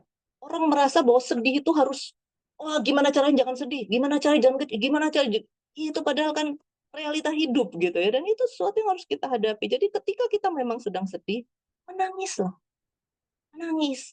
Lalu nanti emosi itu berlalu, lalu kita berjalan lagi. Misalnya kalau kita sedang marah, nah kita bukan artinya marah-marah lah, bukan begitu kan? Kita udah belajar regulasi emosi. Bagaimana begitu kita marah? Kita terima saja, terima detak jantung kita yang mungkin bagaimana apa ya, ada dada seperti yang mau pecah gitu, kita terima, kita tarik nafas, kita terima itu semua gitu sampai nanti dia berlalu gitu. Jadi itu akan datang tuh kayak ombak jeder gitu ya, tapi nanti ombaknya kan pasti akan jeder jeder jeder lalu berlalu, nanti ingatan muncul datang lagi jeder lagi jeder jeder jeder gitu. Jadi pada saat-saat kita sedang merasa lemah ya sudah, berhenti dulu. Tapi kemudian dengan kita memprosesnya secara benar ya, grieving ini ya, kalau tidak bisa memang butuh bantuan profesional ya. Tapi kalau bisa ya kita ya diam dulu, lakukan terapi yang kita butuhkan, self terapi. Lalu yang sudah berjalan lagi, ingat lagi tujuan hidup kita apa gitu ya. Kita ini diciptakan untuk apa, mau ngapain dalam hidup ini gitu ya. Maka penting sekali yang namanya punya tujuan hidup. Dan itu dimulai dengan bagaimana kita punya identitas diri yang jelas. Aku ini siapa. Ya, jadi seringkali masalah kehidupan ini mulainya dari situ. Nggak punya identitas diri yang jelas. Sehingga kehilangan anak rasanya seperti kehilangan hidup, kehilangan harapan gitu. Karena dia tidak punya identitas dirinya, nggak ada. Identitas dirinya dititip ke anak, dititip ke suami, dititip ke karir gitu loh. Jadi begitu karir hilang, wah depresi banget. Begitu suami selingkuh misalnya, wah rasanya hidup ini kiamat gitu ya. Karena dirinya sendiri nggak kenal aku ini siapa. Jadi itu sebenarnya hal yang paling mendasar. Kira-kira begitu, Pak. Iya, Bu Agape satu lagi.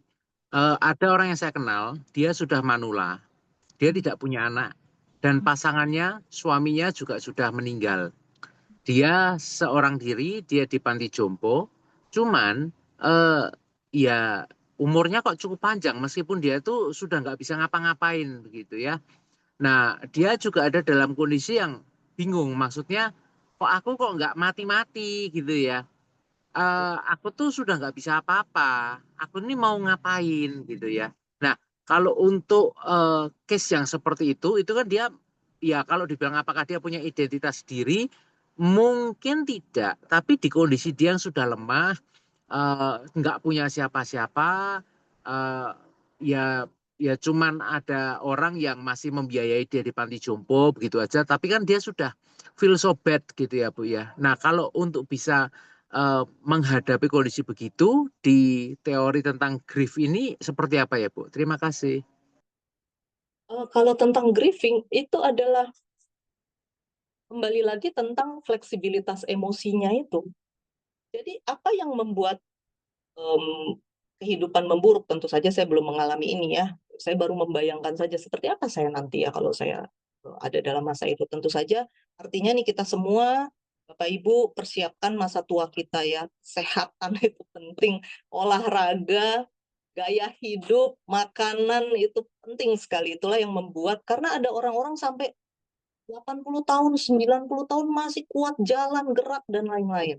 Sehingga kalau di usia itu kita sudah nggak berdaya, ya itu tentu saja ada faktor-faktor yang kita perlu perhatikan ya. Maksud saya kita berkaca dari hal ini ya, kita harus mempersiapkan masa tua kita.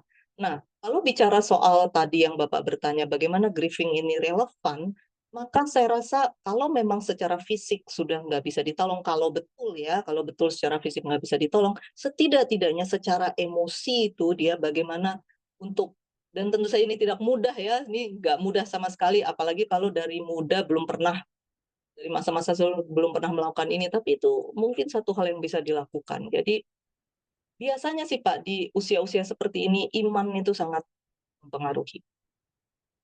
Iman ya, itu sangat pengaruh. Ya, jadi karena ini masa-masa kita akan masuk ke kehidupan yang kita tidak kenali. Dan sudah masuk ke dalam tahap kita udah nggak mengerti mengapa aku nggak dipanggil pulang. Jadi itu ada aspek spiritual yang kuat sih. Jadi iman itu sangat sangat membantu dalam hal itu. Lalu yang kedua ya menolong untuk itu tadi accept. Jadi seperti begitu, aduh kok aku ini misalnya mulai mengeluh, maka bagaimana pendampingnya ya, orang yang mendampingi bisa menolong untuk iya, menerima itu. Iya, memang kita nggak mengerti ya kehidupan ini. Iya. Nah, karena biasanya pendamping tuh seringkali begini, bersyukurlah masih hidup, atau misalnya, udah jangan dipikirin, udah aja gitu ya, sehingga si orang tua ini merasa tidak dimengerti gitu ya. Jadi itu yang seringkali membuat makin nelongso gitu ya rasanya ya. Jadi bagaimana sebenarnya yang menemani itu bisa, iya, iya, oh, iya. Jadi sehingga ketika orang lain bisa menerima perasaannya, kita berharap lama-lama dia pun bisa menerima perasaan. Jadi bisa accept. Jadi nggak perlu diajarin tentang kalau udah usia begitu kan kita nggak ajarin lagi. Eyang mesti accept. Acceptance itu adalah begitu kan nggak perlu kita ajar gitu ya. Tapi bagaimana orang yang di dekatnya itu terima kondisi ini oma ini gitu ya misalnya ya. Jadi banyak iya, iya. Misalnya ketika dia mengeluh, dielus-elus, tersenyum, iya, ya, gitu ya. Jadi belajar menerima, lama-lama mungkin dia akan mulai menerima ya, hal lain yang bisa dilakukan ya hal-hal seperti diajak bernyanyi, misalnya beribadah bersama, hal-hal seperti itu kan yang bisa dilakukan ya untuk menolong dia merasa bahwa ada yang peduli gitu pada dia. Nah, sebenarnya yang kemudian bisa menolong hal lainnya kalau udah lebih baik adalah bagaimana kemudian ada orang-orang yang bertanya ke dia. Eyang cerita dong, dulu Eyang gimana? Misalnya begitu. Lalu mulai mulai nanya, Eyang, Zua, kayak apa sih hidup waktu belum ada handphone? Gimana sih cara Eyang mengisi waktu? Nah, gitu misalnya. Nah, itulah hal-hal yang membuat orang mulai merasa hidupnya bermakna. Gitu. Karena sebenarnya di usia seperti itu kan memang itu yang dia butuhkan kan. Eh, Bagaimana dia bisa care, peduli, dan kemudian bagaimana dia bisa merasa hidupnya meaningful. Jadi kalau ada orang yang bertanya seperti itu pertanyaan yang sangat baik. Jadi kalau ada di antara Bapak Ibu mungkin yang suka berkunjung ke panti jompo atau bagaimana, tanyakanlah hal-hal seperti itu tuh yang oma-oma, opa-opa senang apa ya menceritakan hal itu. Ya, itu kita tersenyum gitu. Nah, itu yang akan apa ya mencerahkan mereka kira-kira seperti Terima kasih Bu Agape. itu. Terima kasih Pak Hendra. Ada lagi yang ingin bertanya, Bapak Ibu? Boleh di chat juga kalau memang tidak bisa buka cam.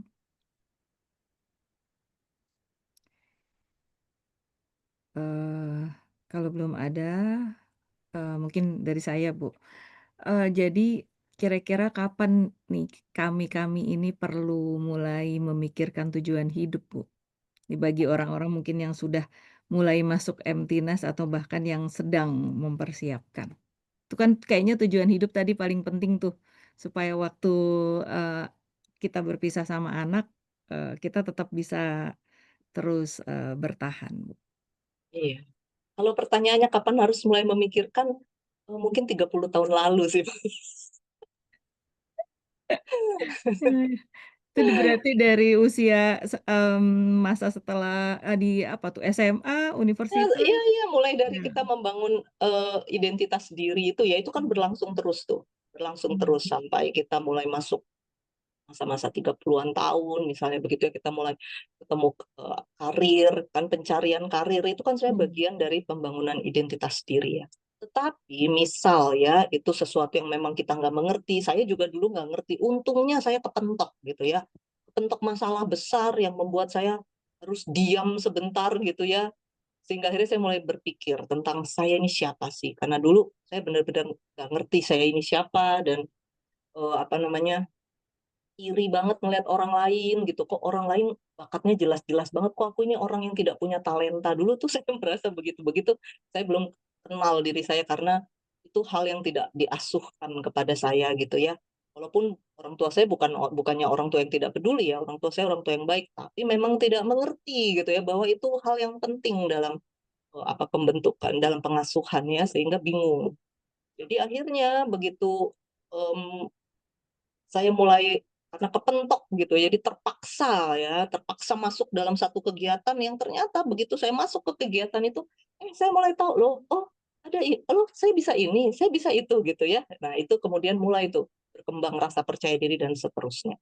Jadi kalau sekarang misalnya pun eh, hal itu belum terjadi pada diri kita, jadi kehidupan membawa kita sedemikian rupa sehingga kita nggak pernah benar-benar memikirkan untuk apa kita ini hidup, lalu tiba-tiba anak sudah nggak ada, lalu kita merasa kosong, maka ya pakailah rasa kosong itu untuk memaksa kita gitu ya, mmm, memaksa kita untuk berpikir apa nih, kita pasti tahu apa yang kita minati. Saya rasa kita sebetulnya deep down tuh ya tahu lah apa sebenarnya yang kita minati ya. mhm. Nah, mulai kita kejar tuh apa yang kita minati. Sekali lagi yang sering kali mengacaukan ya gadget ya. Jadi buanglah itu gadget. Maksudnya bukan buang gimana ya. Jangan gadget yang menggunakan kita, tapi kita yang menggunakan gadget gitu kan. Jadi kita pilih waktunya, lalu sisa dari waktu itu lakukanlah apa yang kita rasa ingin lakukan kan. Kita coba-coba resep masakan misalnya, kemudian atau kita mulai olahraga, mulai bergerak, mulai melatih diri di area tertentu, atau mulai ikut sertifikasi tertentu gitu ya. Yes. Misalnya, ya apa yang karena kan ada waktu ya untuk melakukan itu. Jadi pasti ada sih, saya kok yakin begitu ya. Tapi itu sangat tergantung dari iman ya. Keimanan saya tuh membuat saya yakin bahwa manusia itu tidak mungkin Tuhan ciptakan tanpa tujuan gitu ya. Tiba-tiba Mhm, sengaja kecipta nih orang gitu kan, kayaknya kok masa iya begitu ya. Ya, itu sangat tergantung, sehingga karena keyakinan saya itulah maka saya yakin tiap orang itu pasti ada sesuatu dalam dirinya yang harusnya dikembangkan. iya. Ya, jadi penting sekali ya, Bu, untuk mencari tujuan hidup, mencari passion kita gitu ya, Bu. Untuk punya semangat dan api yang membuat kita terus jalan gitu ya, apapun yang terjadi di sekitar kita gitu. Iya betul, dan sekali lagi saya rasa iman atau belief kita itu sangat penting ya. Jadi misal kita meyakini bahwa kalau saya meyakini manusia itu tidak diciptakan untuk hidup bagi dirinya sendiri. Maka seringkali yang membuat kita jadi bingung dengan kehidupan ini adalah ketika kita mentok sana mentok sini, itu biasanya karena fokusnya memang ke diri sendiri, maka terasa mentok sana mentok sini. Tapi begitu Mhm. kita mulai fokus ke keluar, bagaimana kita berkontribusi, wah itu mah banyak sekali pintu yang terbuka itu sebenarnya. Ya, iya, betul Ya betul. itulah kira-kira ya. Baik, Bu Agape, terima kasih. Ini ada titipan pertanyaan nih, kalau mendampingi lansia yang demensia itu, gimana baiknya, Bu? Karena kan mereka sudah lupa banyak hal. Iya. Jadi lansia yang demensia itu, dia akan suatu saat entah dia marah-marah, terima saja. Terima Mmm. saja. Misalnya ada yang, "Kamu siapa? Kenapa kamu di rumahku? Ngapain kamu di sini? Pergi!" Misal gitu kan. "Iya, iya Mas, iya." Misalnya begitu, "Iya." Misalnya gitu aja, jadi diterima. Jadi atau misalnya ada yang tiba-tiba, aku mau pulang." "Loh, kan rumah mama di sini." "Enggak, aku mau pulang." "Iya, iya, nanti ya, nanti diantar ya. Sekarang ayo makan dulu." Misalnya kayak begitu. Jadi diikuti, diterima, tetapi ya bukannya kemudian dibiarkan ya. Jadi, "Iya, iya, nanti diantar ya, iya." Karena toh nanti dia juga lupa bahwa kita pernah ngomong nanti diantar gitu ya, misalnya ya. "Sekarang makan dulu ayo. Mama mau apa? Ini aku ada ini." Misalnya begitu ya. Jadi, diikuti. Nah, seringkali yang kemudian mengganggu itu bukan mengganggu, yang menghambat itu adalah emosi kita ya. Itu ya, makanya sebenarnya memahami emosi dan bagaimana memproses emosi itu skill mendasar kehidupan ya. Seringkali itu tuh yang kita nggak sabar gitu misalnya. Ya, itulah mungkin ya. Iya, jadi butuh kesabaran yang panjang ya, Bu, untuk menghadapi, orang tua yang sudah demensia ini ya. Kasih ya mungkin, kasih sayang ya. Iya, Hidup dengan kasih sayang ya. mhm, Passion ya. Iya. iya, betul. Oke, ada pertanyaan dari, chat nih, Bu, dari Pak Hendra. Apakah membuat proposal kematian akan signifikan membantu kita untuk bisa memahami tujuan hidup? Apakah ada tips praktis, Bu, untuk membuat proposal kematian? Iya, memang ada orang-orang yang menganjurkan ya untuk membuat ya. Saya sih, saya tidak pernah ada, maksudnya sebelum dianjurkan saya udah kepikir sih dulu ya sekitar 20 tahun lalu kali ya saya mikir, "Ah, kenapa saya ingin melakukan itu? Karena saya ingin memilih lagu-lagu yang nanti akan dinyanyikan gitu ya. Saya mengenang diri saya gitu dulu. Tapi sampai sekarang nggak saya kerjakan. Ternyata belum belum belum sempat ya, sebenarnya bukan belum sempat ya, ternyata nggak sepenting itu gitu ya, sehingga akhirnya tertunda. Jadi mungkin bagi orang-orang yang jarang merefleksikan kehidupan mungkin ya, mungkin mungkin ini ada baiknya mungkin ya, sehingga jadi dipaksa untuk duduk diam dan berpikir. Kan nggak banyak orang yang memberikan kesempatan pada diri untuk memikirkan sesuatu, lalu habis itu selesai gitu ya. Kayak tadi saya cerita ya, saya pernah memikirkan, kalau anak saya dipanggil Tuhan bagaimana ya? Lalu saya pikirkan, saya sadari, tapi lalu selesai titik. Saya nggak cemas, mikir-mikir, enggak. Gitu ya. Nah, itu kan jarang ada orang yang memberi diri kesempatan seperti itu. Nah, untuk mereka-mereka yang butuh momen gitu ya, butuh sesuatu untuk akhirnya mau diam, nah mungkin hal ini bisa digunakan ya. Lalu tips praktis untuk membuat, saya rasa lebih ke tentang kita ini, ingin dikenang seperti apa, mungkin ya. Kita ini ingin dikenang seperti apa. Tetapi tentu saja legacy kita itu ya, itu adalah apa yang dilihat oleh orang ya, dan bukan apa yang kita ingin persepsikan untuk dilihat orang. Jadi kalau kita nggak, maksudnya proses ini mestinya menolong kita untuk lebih, mengenal diri kita ya. Aku ini siapa, apa yang paling penting dalam hidup ini. Jadi kalau Bapak mau membuat, berarti Bapak perlu proses untuk mengenal apa sih yang paling penting dalam diriku ini. Maka itulah yang akan menuntun keputusan Bapak di dalam misalnya memilih tempat Bapak nanti dimakamkan, kalau nanti misal ada acara-acara seremoni atau apa, misalnya butuh lagu-lagu, butuh puisi apa yang dibacakan, nah tentu itu akan sangat dituntun oleh apa yang Bapak anggap paling penting gitu ya. Saya rasa begitu sih ya. Tips praktisnya apa ya? Duduk, diam, dan memikir. Saya malah udah bikin, Bu, karena itu salah satu Gas apa, ya, Bu? tugas. Sudah bikin proposal kematian, lalu apa legacy atau apa nasihat yang akan, saya berikan ke, orang yang lebih muda atau orang yang ditinggalkan. Terus makamnya mau seperti apa, kayak tadi Ibu bilang lagu-lagunya apa, itu saya udah buat, Pak Hendra. Karena memang waktu itu tugas kuliah. Iya, Saya udah iya. Dan buat. itu menolong Ibu kah di dalam Iya memahami, iya ya, hidup ini sebenarnya selama ini, karena begitu kita tidak bisa membuatnya, jangan-jangan karena kita memang nggak tahu kita selama ini hidup ngapain gitu ya. Itu kita nggak bisa buat. iya, bahkan saya sudah share ke keluarga saya yang bilang, "Hah? Yang bener nih?" Gitu. "Simpen ya, simpen nih PDF-nya udah ada." "Awas ya," saya bilang, "kalau sampai nggak dijalanin." Udah saya sampaikan ke keluarga saya itu Iya, proposal dress code kematian. juga diatur nggak, Bu? Dress code-nya harus Oh enggak, belum sampai jadi dari hari ke hari kadang-kadang suka saya inget lagi, Bu, jadi saya tambahin lagi oh, gitu, iya. heeh. Tapi memang yang dasarnya, yang basic-basic-nya udah, gitu. Iya, iya. Oke, Bu, ada satu lagi pertanyaan di chat. Untuk tujuan dari, Bu Diana, untuk tujuan hidup itu dibuat summary-nya begitu atau ada list-nya atau gimana, Bu? Bu Agape. Mmm, saya agak kurang paham pertanyaannya ya. Tujuan hidup dibuat summary.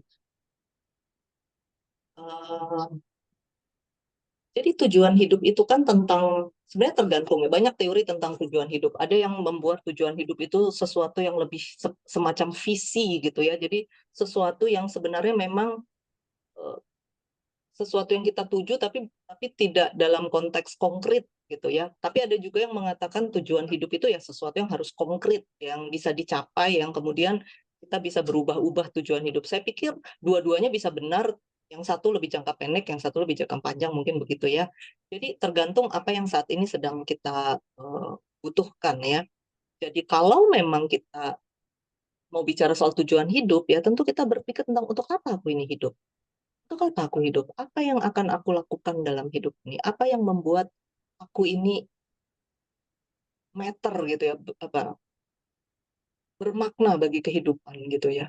Bahwa kalau aku pergi nanti akan ada orang yang, oh iya, sudah pernah ada yang namanya agape di hidup ini. Dan dia ketika dia pergi ada kehilangan gitu ya. Karena ada sesuatu peran yang atau sesuatu hal yang sudah tidak ada lagi. Jadi tujuan hidup itu ya tentang apa yang akan kita kerjakan ya dalam hidup ini. Misalnya itu bisa bisa dalam bentuk kerjaan, bisa juga dalam bentuk pengaruh, ya.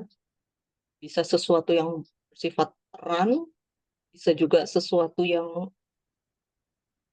apa ya, yang apa sih istilahnya, ya dalam konteks kita memberi pengaruh. Misal ya, kita bukan ketua RT misalnya, tapi ternyata kita bisa lebih berpengaruh gitu ya untuk bikin orang mau buang sampah pada tempatnya. Nah, misalnya kan begitu ya. Nah, itu kan jadi sesuatu yang kadang nggak ada hubungannya dengan peran juga sih.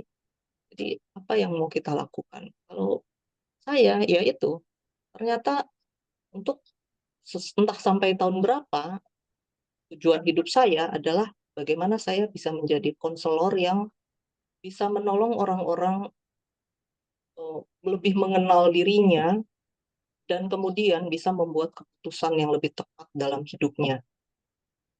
Karena dulu saya juga ditolong gitu ya. Karena dulu saya juga sempat ada dalam posisi nggak tahu untuk apa yang saya hidup dan saya banyak membuat kesalahan gitu ya. Jadi itulah yang sekarang sedang saya lakukan. Nah, dalam rangka mencapai itu berarti saya tahu saya harus belajar, baca buku terus, harus mengikuti fenomena yang terjadi, ada apa ini yang terjadi ya, kasus-kasus yang lagi booming ini kan bullying ya luar biasa ya. di sekolah-sekolah misalnya seperti itu ya. Jadi begitu kita punya tujuan hidup, pasti ada sesuatu yang akan kita kerjakan, itu kita pasti bergerak terus ya. Sampai nanti satu titik mungkin pindah nih ya, kalau ada sesuatu yang tapi nggak tahu apakah akan pindah, akan ada tujuan hidup yang baru atau kita juga nggak tahu. Tapi selama itu yang rasanya penting gitu ya buat kita, ya itu yang kita lakukan. Itu sih mungkin yang saya bisa jelaskan ya, dan itu datangnya dari mana ya, dari identitas diri kita kan, dari pengalaman-pengalaman hidup kita. Misalnya, saya mengalami kehidupan yang udah kayak roller coaster gitu ya, perjalanan hidup saya tuh banting seperti apa. Nah, itu kan sebenarnya bagian dari modal gitu ya, modal kita. Lalu apa nih, mmm, introvertnya saya. Nah, misalnya begitu ya. Introvert itu membuat kita banyak sekali, apa ya, kegiatan intrapersonal ya, jadi banyak refleksi dan lain-lain. Nah, gitu. Jadi makin kita kenal diri kita makin kenal identitas diri kita makin tahu tujuan hidup kita mau ngapain. Karena identitas diri kita itu kan jadi modal kita tuh untuk kemudian apa yang akan kita lakukan, gitu. Orang-orang yang ekstrovert mungkin agak sulit ya jadi konselor, mungkin ya, saya juga nggak tahu. Mhm, mhm. Gitu, tapi saya tahu introvert saya banyak menolong gitu di dalam hal itu, misalnya seperti itu. Berarti Mudah-mudahan 2 jawab ya, Bu Diana. kasih, Bu. Berarti 2 hal ya, Bu, identitas dan tujuan hidup itu juga yang kita mungkin perlu sampaikan ke anak-anak kita nih, yang nanti dia dia juga akan mengalami cycle yang sama dengan kita tuh ya. Berarti mereka juga Iya, perlu dari sekarang mempersiapkan gitu. dan value itu Bu, value apa yang Oh paling iya, penting values gitu betul. ya. Iya, Iya, itu values sangat juga penting. Oke. Bu, pada saat anak-anak ini, sudah, apa namanya, berpisah dengan kita gitu, kira-kira bagaimana, apa ya, komunikasi yang sehat gitu, yang tidak terlalu melekat, tapi juga tidak terlalu jauh gitu ya, pada saat anak-anak sudah tidak di rumah nih, gimana nih sarannya Ibu? ya itu adult to adult communication ya. Jadi Mhm. lebih banyak bertanya, tidak Mmm, banyak ngasih tauin gitu ya. Misalnya kita lebih banyak, "Gimana kabar?" Misalnya kita bertanya, "Weekend ngapain?" Misal pun lebih baik kita bertanya, "Weekend ngapain?" daripada, kalian itu ya kalau weekend mestinya kalian gini gini gini." Nah, misalnya kayak gitu kan, itu beda ya. Nanti misalnya dia bercerita ya, "Weekend weekend aku lagi pergi sama temen-temen ke sini." Lalu, "Loh, suamimu ikut?" "Enggak, suami pergi sama temen-temennya begini gini gini gini." Nah, kita pasti mulai tergoda, "Loh, kalian itu udah nikah ya, mestinya kita pasti tergoda begitu kan. Mulailah dengan, "Oh, gitu. Jadi kalian pergi masing-masing?" Nah, mulai dari begitu aja dulu gitu kan. "Oh, jadi kalian pergi masing-masing," gitu misalnya.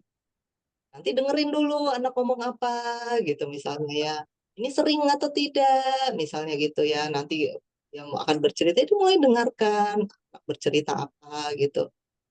Jadi nggak usah terlalu banyak lagi kita memberikan nasihat, nah udah selesai, masanya itu sudah lewat. iya, Ya, tetapi yang paling penting adalah kita menjaga relasi baik sehingga ketika anak punya masalah, misal mereka merasa butuh bantuan, mereka tahu mereka akan selalu bisa bertanya ke kita gitu. mhm, Jadi menjaga relasi yang baik. Biasanya kalau orang tua terlalu ikut campur, nasehatin ini itu, anak tuh akan agak-agak nggak nyaman gitu ya. mmm, Merasakan, "Aduh pasti ntar disalahin nih, aduh pasti ini." Tapi kalau kita terbiasa mendengar, mereka, "Oh, akan ada mama atau papa yang akan mendengar," gitu ya. Nah, itu mungkin hal yang ketika mereka bertanya, tentu saja kita juga bukan memberi solusi ya, tapi kita bertanya lagi, "Menurutmu apa yang udah kamu kerjakan? Apa yang ada di pikiranmu?" Nah, kan lebih banyak bertanya seperti itu. mhm. Oke, Bu. Satu pertanyaan terakhir nih, Bu. Kan itu adult to adult, tapi seringkali terjadi, parents-nya itu menjadi child nih. Jadi, misalnya, "Mami kangen nih," atau "Mami" ya itu gimana tuh saran Iya. Ibu kepada parents yang akhirnya jadi child dan pengen Iya, diemong itu sama oh, anaknya? oh, lalu mulai gini, "Kamu pergi sama istrimu selalu ada waktu, sama Ya, mama nggak pernah ada waktu." Aduh, kalau ah, udah kayak begitu udahlah itu ya. Ya, saya rasa kalau kita ya itu balik lagi ya, kalau kita punya tujuan hidup kita nggak begitu ya, mmm, gitu. Karena memang kita tahu bahwa dan kita accept ya, kita accept. Ya, makanya acceptance itu tadi salah satu skill yang penting. Begitu kita sudah accept bahwa iya, anakku sudah dewasa dan dia sudah punya kehidupannya sendiri bersama istrinya, maka relasi ini sudah berbeda gitu. Tentu saja kita ingin anak kita fokus pada keluarganya kan ya. Ya, jadi kalau misalnya nanti tentu saja akan ada banyak kesempatan untuk tidak harus beradu prioritas ya antara orang tua dengan keluarga baru ya. Ada banyak kok kesempatan untuk seperti itu ya. Jadi saya rasa sih menolong rekan kita mungkin sesama orang tua yang seperti itu untuk belajar accept ya, untuk menerima ya, dan bahwa melihat bahwa ketika anak kita sudah bisa membangun keluarganya sendiri, berarti kan kita berhasil jadi orang tua. Kan begitu. Ya harusnya kita bertepuk tangan. Maksudnya itu perayaan sebenarnya kan, perayaan kehidupan. Gitu. Bukan ditarik-tarik lagi ya Bu untuk ngurusin Iya. kita gitu. Ya, nah itu salah satu belief juga. Jadi saya tumbuh dari keluarga yang papa saya mengatakan anak tidak pernah berhutang ke orang tua. Itu prinsip papa saya yang kemudian saya pikir betul juga ya. Jadi kalau kamu merasa berhutang sama papa, uruslah anakmu sebaik-baiknya. Gitu. Itulah caramu membayar. Kalau kamu merasa berhutang ya, walaupun dia mengatakan nggak ada anak berhutang kepada orang tua tuh nggak ada, karena memang kewajiban orang tua mengurus anak. Tapi kalaupun kamu merasa berhutang, maka bayarlah kepada anakmu gitu ya. Jadi ya itu saya pikir salah satu hal yang baik ya. Jadi kita nggak. Baik, terima kasih banyak Bu Agape, udah hampir setahun ini ya Bu, kalau yang dari tahun yang lalu nih sudah membantu Patmana nih untuk sharing-sharing tentang parenting, tentang emosi terutama, dan saya rasa sangat bermanfaat buat, kita semua nih Bu. Iya. Bapak Ibu ada yang bisa buka cam mungkin kita bisa foto bersama? Ini kadang-kadang kalau Sabtu sore suka sambil mungkin kalau ada yang bisa buka, ya buka videonya, karena ini, sesi terakhir jadi ada dokumentasi, oke. Silahkan siapa lagi? Ibu Rusiana kurang ke bawah dikit, Bu, atau ibunya ke atas. Oke, coba, senyumnya yang ini, yang terbaik ya. Oke sebentar ya, tahan ya, 1, 2, 3, sebentar. Bentar ya. Sebentar saya pastikan dulu.